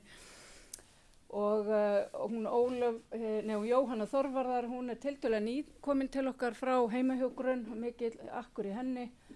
Þekkjandi kerfið frá öllum hliðum og svo er Ólöf Sigurðar sem var lengi deildastjóri gjörgæslu í Fossvogi, hún er komin til okkar og hún Ragnheiður Guðmundsdóttir sem að flesti þekkja sem hana Ransi, hún er með hringbrautardeildir. Þannig þetta er alveg súpa gömlum deildastjórum en Kristín dílar bara vel við að vera með alla þessa gömlu hunda þarna. En það sem að innlagnarstjórarnir gera, það er fyrst og fremst, það er þessi daglega stjórnun á flæðinu og öndvert við það sem margir halda, þá er þetta alveg ofboðslega skemmtilegt starf. Og fyrir þá sem hafa gaman af Sudoku og gaman af Tetris og gaman af því að láta hlutina ganga upp og standa frammi fyrir óleysanlegum vandamálum, þá er þetta starf bara algjört konfekt. En sannarlega getur það verið erfitt og stundum getur kvinið í og stundum verður að bera tilfinningarnar fólk ofurliði og þá getur verið gott að bara standa upp og labba þess út og hvila sér svolítið. Og ég tala nú hér á ákveðinni reynslu því ég var innlagnarstjóri spítalans frá 2007 til 2012 og það var þannig ástatt á spítalanum þegar ég byrjaði þarna hausti 2007 að það keyrði algjörlega þverbak í fjölda þeirra sem voru þar með færni og heilsumat til dæmis, það var eitt. Það var gríðarleg mannekla, það er náttúrulega þarna er góðærið í algleymi og það voru bara allir í útlöndum að gera eitthvað annað. Það var búið að loka bara helmingnum af plássunum á spítalanum út af manneklu. Það voru einkafyrirtæki að manna vaktir, það var mikil svona sundrung og þetta var alveg rosalega erfitt umhverfi. Og það var litið á innlagnarstjóra sem óvinn og það voru engin skjáborð þannig að maður þurfti að fara á deildirnar sumstaðar var ég rekin út og sagt ég mætti ekki vera þarna og einu sinni var ég beðin að passa mig því það væri bæklunarlæknir að leita að mér og það að drepa mig og þetta var mjög ævintýralegt en það urður gríðarlega vatnaskil í þessu öllu saman náttúrulega við hrunið, það breyttist allt í sambandi við mönnun en það breyttist líka annað á árinu 2008, snemma á árinu 2008 það tók gildi nýtt færni- og heilsumatskerfi og það, því að kerfi sem var á undan því var ennþá verra, eða ég meina það var alveg ómögulegt og þá hefðu hjúkrunarheimilin algjört sjálfdæmi hverju þau tóku inn og það var ekkert eftir þyngd eða eftir þörf eða einu, þetta var tómvitleysa en þessu var breytt en ég held að það sé of lítið að breyta á 20 ára fresti, þetta að verða 20 ára bráðum og gengið sér til húðar, þetta kerfi sem núna en þarna skapaðist eitthvað svona heilmikið rými og ég hélt þarna á árinu 2009 að það væri óhætt að leggja niður starf innlagnarstjóra og ég held að í alvöru sko, en bara stutt, svo bara hérna. En það mjög margt sem að hefur svona þróast og gerst á öllum þessum árum og það svolítið gaman að koma aftur og sjá svona hvað hefur gerst og innlagnarstjórar hafa í raun og veru mikil völd og það og sem betur fer þá lítur spítalinn á innlagnarstjóra sem hjálp, þið vitið, fólk hringir og segir viltu hjálpa mér og fólk í vandræðum með alls konar og það opaslega margt í þessu, það öll bráðamáttakan sem að dylst engum að hún yfir full, að mínu viti þá hún bara alltaf lítil en hún líka yfir full og það það sem að brennur á hverjum einasta morgni en svo þetta sem við köllum hliðarflæði sem allt flæði frá göngudeildum, dagdeildum, fólk sem kemur í rannsóknir kemst ekki heim, fólk sem í skilun svo veikt að kemst ekki heim, fólk á dagdeild blóð og krabbamens kemst ekki heim, það allt þetta og hverjum tíma þá fær bráðamóttakan ekki nema svona cirka helmingin af plássunum sem losna á hverjum degi. Ég held að fólk almennt gerir sér ekki alveg grein fyrir þessu hvað þetta mikið eftir þess að við búum líka til fleiri úrræði og fleiri göngudeildir og fleiri svona að þá erum við líka búið til meira hliðarflæði. En þau eru líka í samskipti við aðra stofnanir út landið, það að flytja fólk frá öðrum sjúkrahúsum, það eru SOS-flutningar sem sagt erlendis frá og það alls konar millideildarflutningar og ótrúlega oft að þá biðja deildirnar innlagnarstjóra að gera eitthvað, vilt þú tala við hina deildina og þú veist, það eru ótrúlega oft svona milligöngumenn og það bara eins og það og þetta verður svona ákveðin menning. En innlagnarstjórar eru ekki bara í innflæðinu og ég talandi þetta inn og út að þá verði ég að segja ykkur það að við erum alltaf með lið í lífshlaupinu sem heitir inn, út af ástæðu af því að við upplifum að það sé alltaf einu fleiri inn heldur en út. En það sjá líka útflæðið að því leyti til að það tilnefna í öll endurhæfingarplássin losna og á Landakoti eru það þessar endurhæfingardeildir allar og heilabilunardeildin og svo tilnefnaður líka upp á Eyr og tímabili vorum við líka einhvern veginn með Sóltún heilsusetur en svo fengum við sem betur fer því breytt að við megum útskrifa fólk heim og svo það kallað inn á setrið síðar. Áður var það þannig að það var að fara beint frá okkur og það var bara kolvitlaust vegna þess að við erum ekki með svona sjálfbjarga fólk inniliggjandi bara að bíða eftir einhverju úrræði.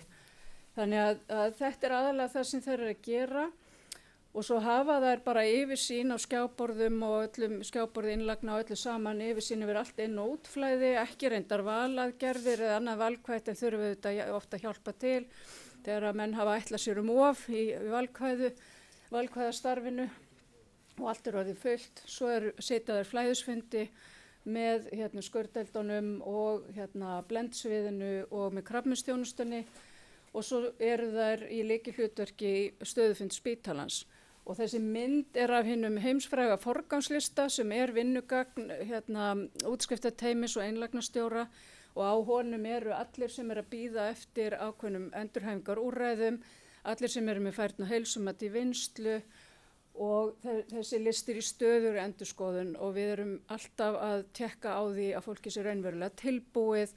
Í raun og veru þá eru svo margir á þessum listum, eru svo labílir, eru svo tæpir að þá þessi tilbúinur á föstudegi þá kannski eitthvað allt annað upp á teningnum á mánudegi. Þannig við förum 2 í viku minnstakosti yfir alla okkar skjólstæðinga á þessum listum og pössum að þeir séu raunverulega tilbúinir í endurhæfingu.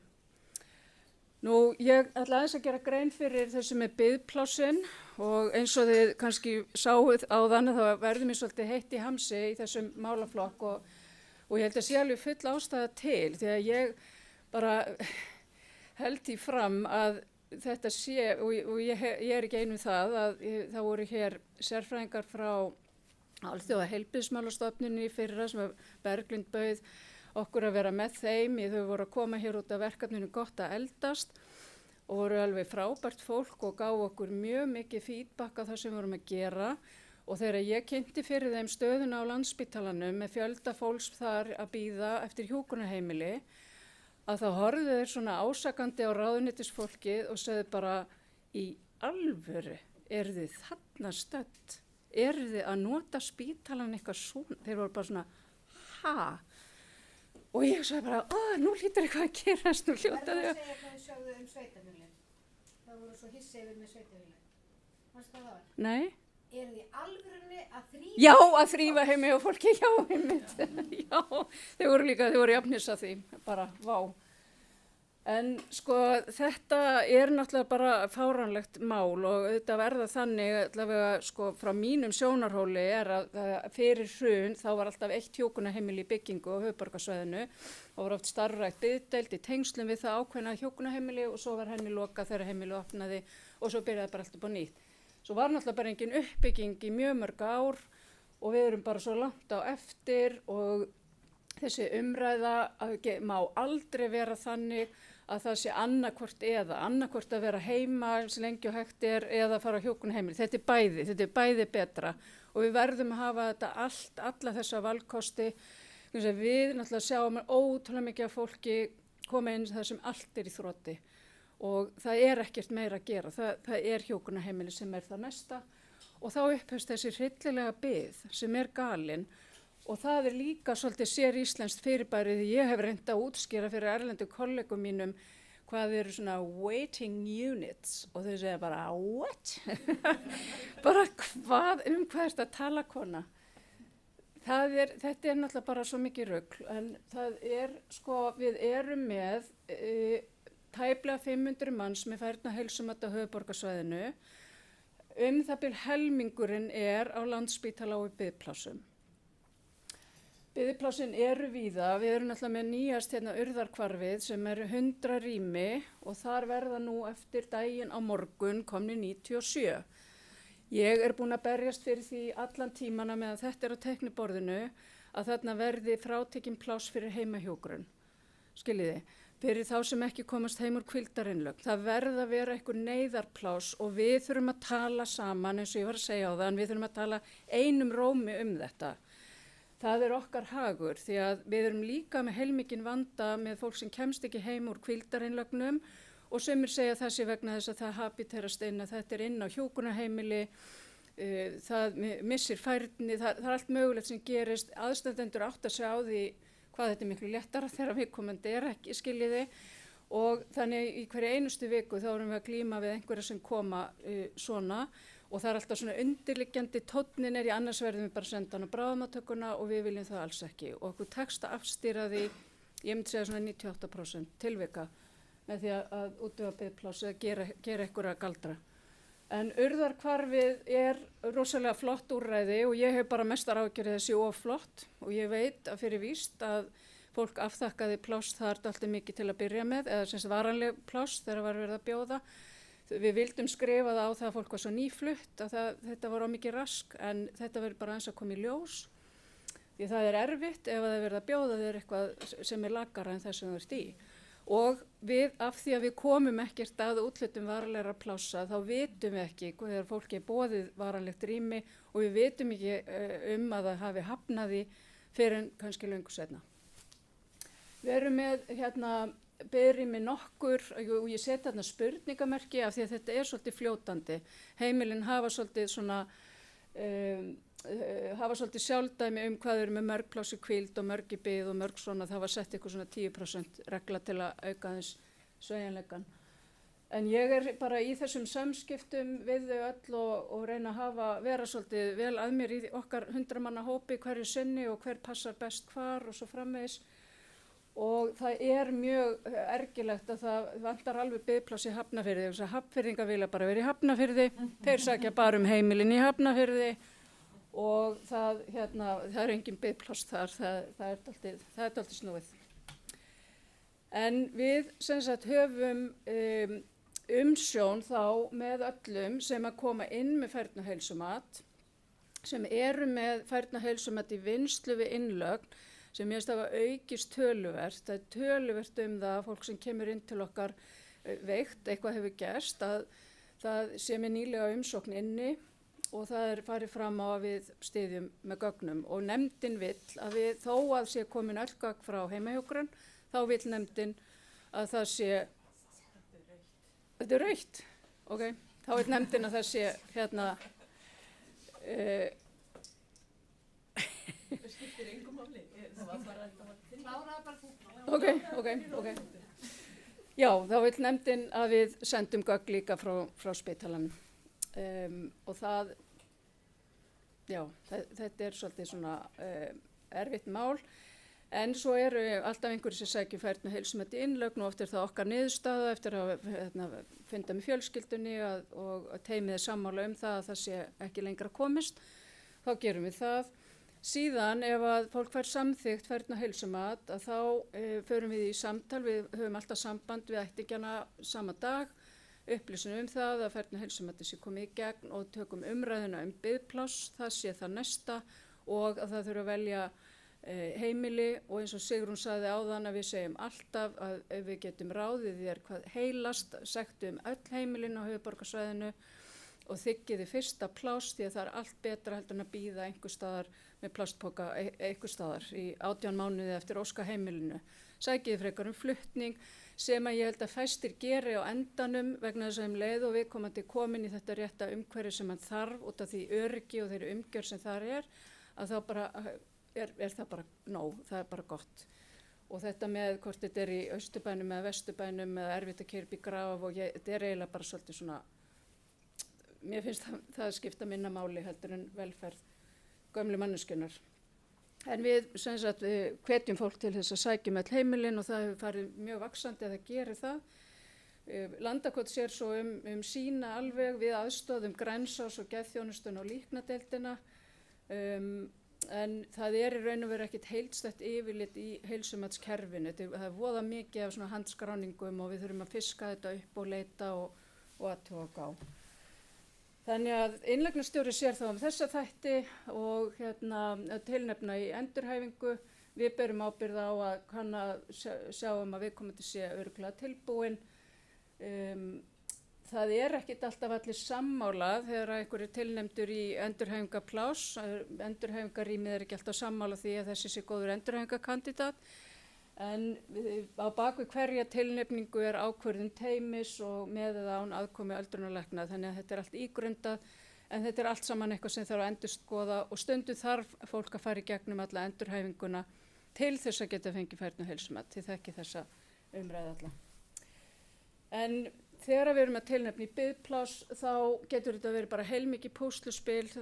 Biðplássið lætur okkur vita eða stofnunin að þetta sé svona á hinsegin pláss og salerni fram á gangi og tvíbíli fyrir konu og má ekki vera svona, má ekki vera hinsegin nálægt útidyrum og það má ekki reykja, það er urðarhvarfið, þau taka ekki reykingafólk. Þannig að, og allir er að leita þessum létta, eins og ég segi stundum, það er allir að leita litlu konunni með stafinn hérna á bláa hárið og við segjum það að sko, það gengur betur að tilnefna í biðpláss af bráðadeildunum heldur en af landakoti eða líknadeild og ég held að það helgist fyrst og fremst að því ég huga mjög marga í Landakot eins og hjókunarheimili. Þó að það sé búið að vera hér í bullandi endurhæfingu og aksjón, þá segir fólk nei takk, ég ætla bara að fá að vera hér. Og það habiterast einhvern veginn meira, það vill vera hér, ég segi stundum ekki hafa þetta fólk á innbýli sem að það þarf þess ekki nauðsynlega. Þannig að það er alltaf svona freistingin þegar mikið liggur við að grípa einhvern af bráðadeildunum því að þær eru farnir bara eftir hálftíma. Það eru einhver meiri skil í meðferðinni, það er eitthvað skýrara á bráðadeildunum þegar fólk er komið í þennan biðfasa heldur en ég held að sé á Landakoti. Og við erum alltaf í samtali það hvernig má laga þetta.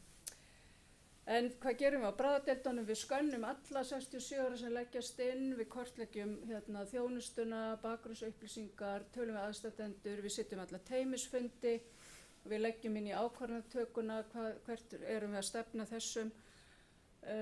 Við ítrekum að þeir sem eru að bið eiga ekki að vera í virkri meðferð öllu jöfnu og við erum líka að benda á að ef að fólk með færni og heilsumat er endurtekið ekki tilbúið til þess að flytjast í biðpláss af því að það er eitthvað að gerast, er þá kannski meira viðeigandi að huga að líknandi áherslum lífslokameðferð. Og það er alltaf merkilegt hvað þetta er einhvern veginn alltaf svolítið fjarr okkur. En við gerum það hygglust í teyminu, við erum mjög flæðismiðaðar og við ráðleggjum líka varandi önnur úrræði sem þegar við fara hér yfir í dag með dagvistanir, endurhæfingu heima eða ambulant. Svo þurfum við mjög oft að telja kjarkinn í starfsfólkið. Starfsfólkið segir svo oft, þessi getur aldrei farið heimaftur. Bara alveg svona, sem við skulum nú bara aðeins sjá hvernig hann kemur út úr þessu. Hann er komin úr óráðinu og búið að taka allar línurnar í burtu og svona sjáum til. Og það er líka svo ofta aðstandendur í svo miklu sjokki, við komum til kannski dottið heima, fundist eftir eitthvað tíma, allir sjokki við því, kannski með samvinskupið og byrja að segja á bráðamóttökunni, ég held að mamma geti aldrei farið heim aftur og það er ekki gott að taka undir það, þá þarf líka að segja, skulum sjá til og tökum enga ákvarðanir strax með það. Takk fyrir. Okay. Einhverja spurningar? Já, greinilega.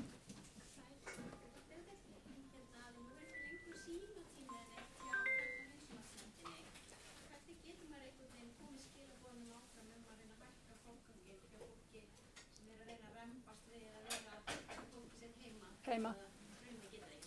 Já, það er best að, já, spurningin fjallar hvernig að því að færni- og heilsumatsnefndin eða starfsfólk færni- og heilsumatsnefndar er ekki lengur með símatíma, hvernig er þetta að koma skilaboðum til þeirra að fólk sem er að bíða heima sé í aukinni þörf og það sé að fjara mjög undan þeim, það var eitthvað svona sem varst að spyrja snettis, það ekki. Sko við sendum þeim alltaf línu, við notum tölvupóstinn bara mjög mikið og þau vakta hann mjög vel og svara okkur alltaf. Við látum þau alltaf vita ef einhverju koma inn, til dæmis með færni- og heilsumat sem eru búin að bíða lengi heima og við þurfum að skrá þá inn á spítalan. En það er ekki hægt að fara fram á að matið sé uppfært þó að viðkomandi hafi þyngst mjög mikið á tímanum. Þau bara ráð ekki við það sko, að vera með endurmat nema bara þegar matið er að renna út og þá kemur í ljós hvort að þörfin er orðin meiri. En ég myndi nota tölvupóstinn og það sem er hægt að gera núna er að það er að setja inn athugasemd. Þannig að þegar að fólk er tilnefnt þá er þetta að sjá athugasemdina þó hann sem er létt mat að hún með farið mjög mikið aftur, eiginkona er að byggja, þú veist þetta. Þær geta gert það ef að þú sendir þeim textan. Já. Og gera það, já. Okay. Takk. Þá erum við með síðasta fyrirlesran og það er Guðríður Ringstedt sem er teymistjóri og hjúkrunarfræðingur í sérfræðinámi og hún ætlar að tala ráðgefandi öldrunarteymis á Landspítalanum. Gjörðu svo vel.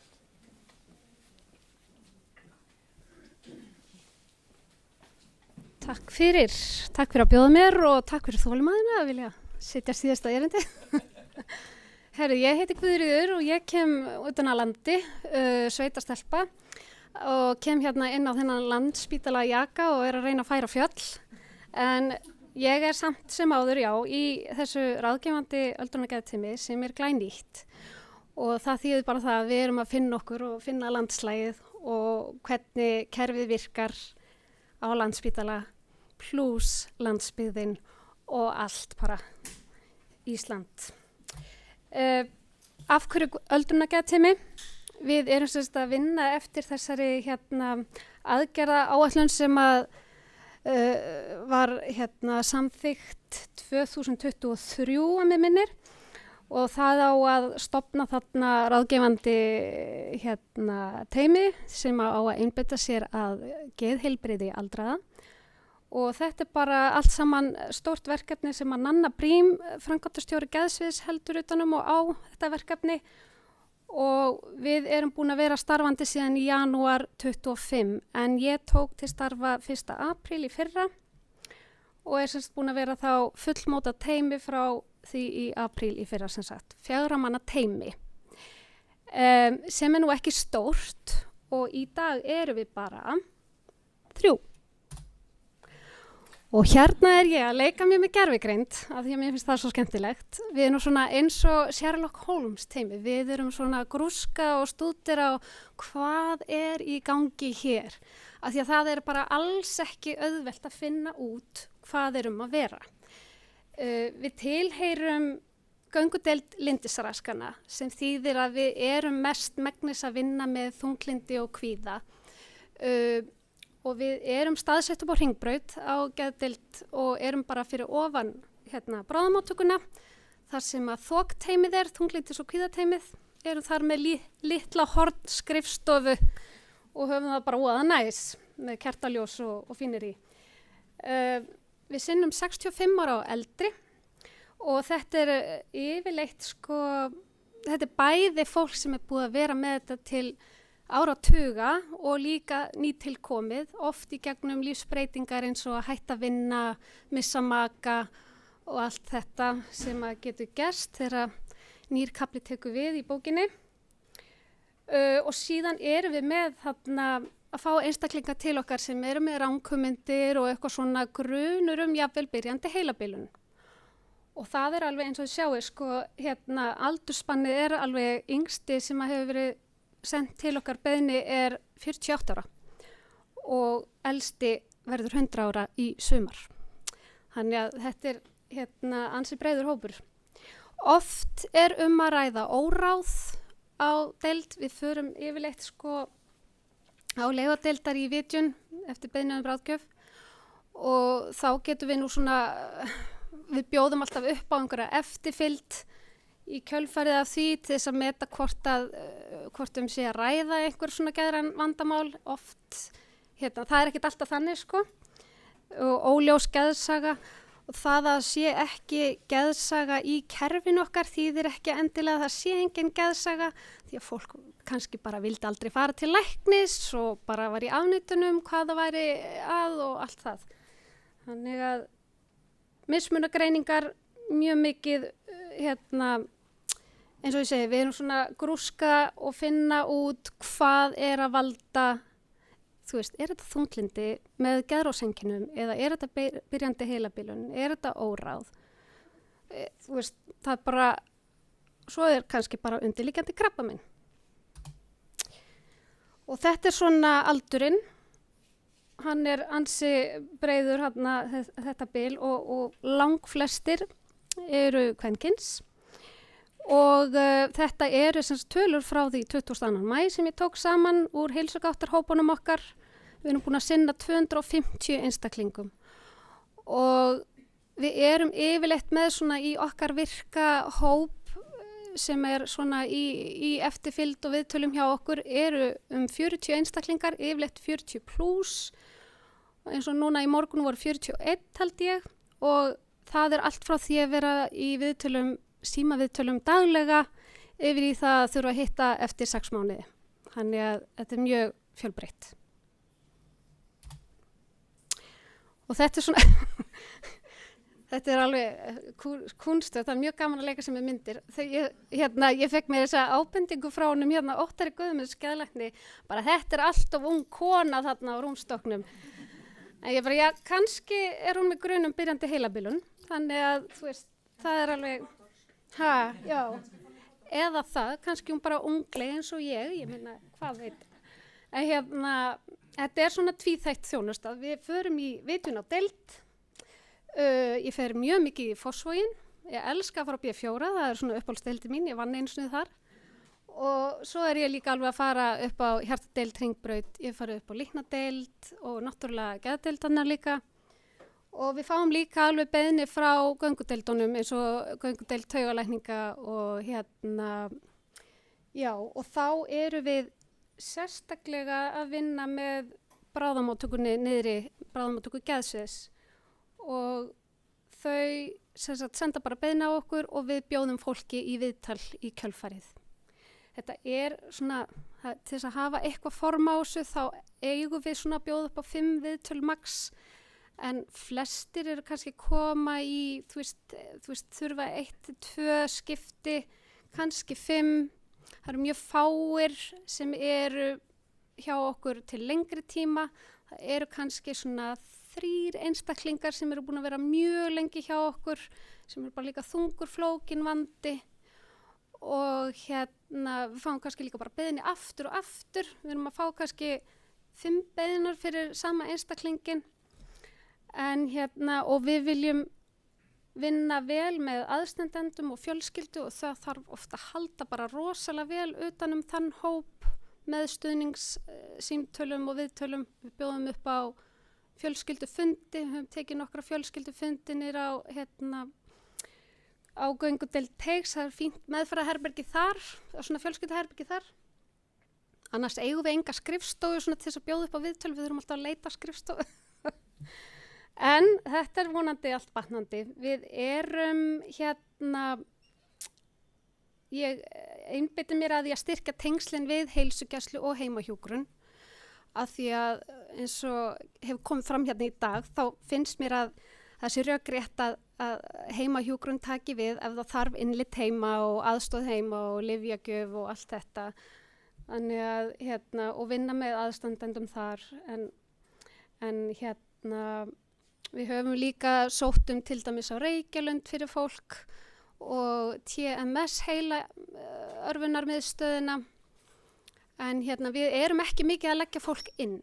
Við erum ekki innlagnarteymi. Við erum samt sem áður búin að svona íta á innlögn í kannski 2-3 skipti. Og það er nú ekki mikið með við það við erum búin að vera í rúmt ár. Áskoranir eru innlagninar því að ég lendi því að geðið segir nei, þetta á að fara inn á öldrun. Svo segir öldrun nei, þetta á að fara inn á geðið. Og þannig að fólk er bara svolítið svona, ég er svolítið með svona heita kartöflustundum. Og landsbyggðin er líka áskorun, það er bara já, fer hann ekki bara á geðheilsuteymi þarna fyrir vestan.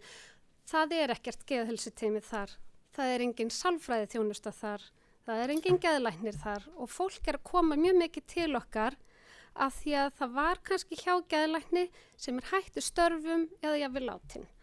Þannig að og þá er það fólk oft svona einstaklingar með geðhvörf eða alvarlegan geðsjúkdóm sem hefur haft öryggi sinn geðlækni en eftir að misti sinn geðlækni þá bara er það að koma trekk í trekk og bráðmóttöku. Geðsviðs, þar að segja. Og jafnvel, já, og í Fossvogi, við förum líka oft þangað. Þannig að, og við erum eins og ég segi, við erum bara 3, við erum 2 hjúkrunarfræðingar og svo Tómas sérfræðilæknir. Við vorum með sálfræðing sem hætti í nóvember, fór að vinna annar staðar, en erum búin að fá svona vilyrði fyrir öðrum sálfræðing að vonandi kemur það bara sem fyrst því að það er alveg þörf á því. Og bara svona að gefnu tilefni þá erum við ekki bráðaráðgjöf, við erum ekki bráðateymi, það er stundum svolítið svona, getið komið strax og ég bara svona eins og í dag er ég bara 1, þeir eru í frí, þeir hann á 2 og ég er bara að gera allt á meðan sko. En það er engin samt biðlisti hjá okkur. Við bjóðum alltaf upp á viðtal og símtal og þú veist, það hefur engin þurft að bíða neitt lengi, ekki svo ég viti. Ég held að ég sé alveg með það undir kontról. Og við erum ráðgefandi teymi, ekki meðferðateymi, þannig að þú veist, ég vildi alveg vilja eiga allt þetta fólk. Ég get ekki í mínu litla 3 manna teymi átt alla aldraða með kvíða og þunglyndi og þið skiljið. Þannig að við viljum vinna með heilsugæslunni, vísa áfram, halda utan fólk, ná jafnvægi og svo alltaf opin leið aftur tilbaka, til dæmis inn á bráðamóttöku geðsviðs eða þar nálgast okkur aftur. Bara alveg meira en velkomið.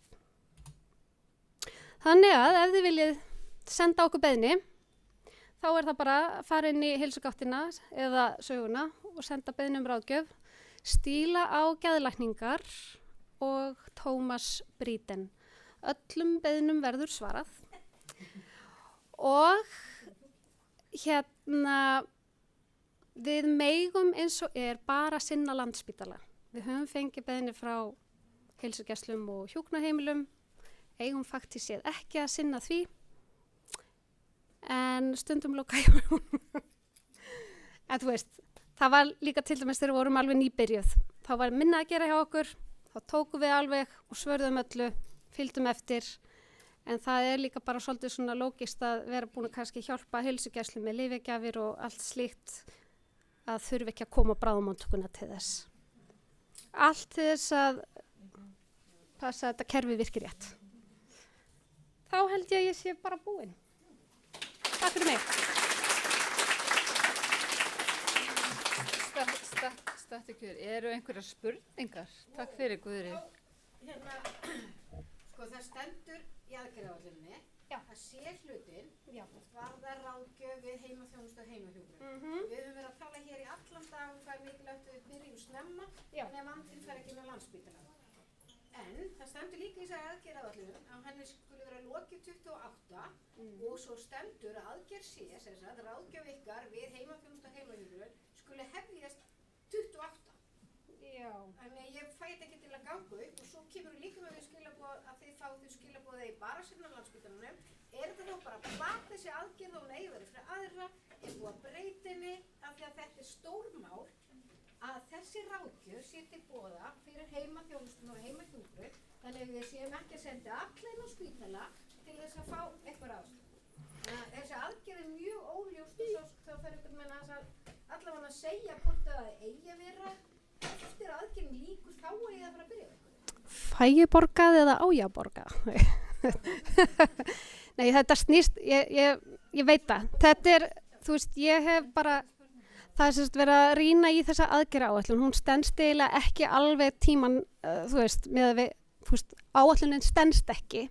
En áætlanir standast náttúrulega ekki alltaf 100% hvort sem við erum að tala um byggingaframkvæmdir eða fleira. En mér þú veist, eins og til dæmis bara það okkur var lofað sálfræðing og félagsráðgjafa. Það ekki ennþá komið og ég búin að bíða í einhverja mánuði. Og það náttúrulega verið að, þú veist, spara og allt þetta og þannig að það voru bara skýr svör síðast þegar ég talaði við þá sem ráða að það ætti bara að sinna Landspítala eins og en hitt mun koma. Þannig að ég hef bara ekki betri svör við því. En við svörum öllum beiðnum. Segðu bara ég vinn bara. Ég vinn hér af öllu mínu hjarta og elska vinnuna mína og mjög þakklátt fyrir hana. Já, og hún náttúrulega gerð eftir á fyrri ríkisstjórnartímabili og þegar það tók við ný ríkisstjórn þá breyttist vist mjög margt. Þannig að það sé sagt líka. Ég vona að þetta svona svari einhverju.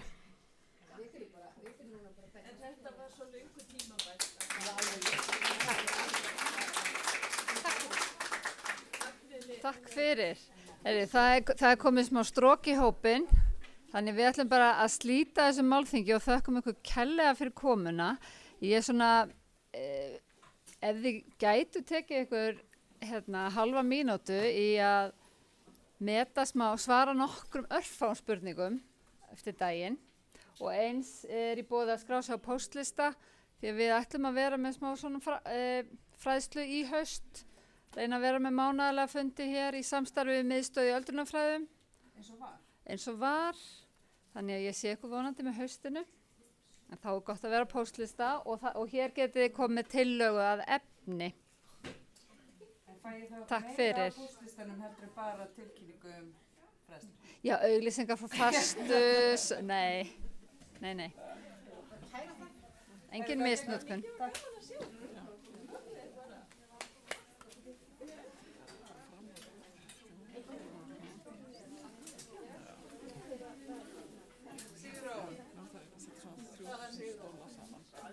Ingvar.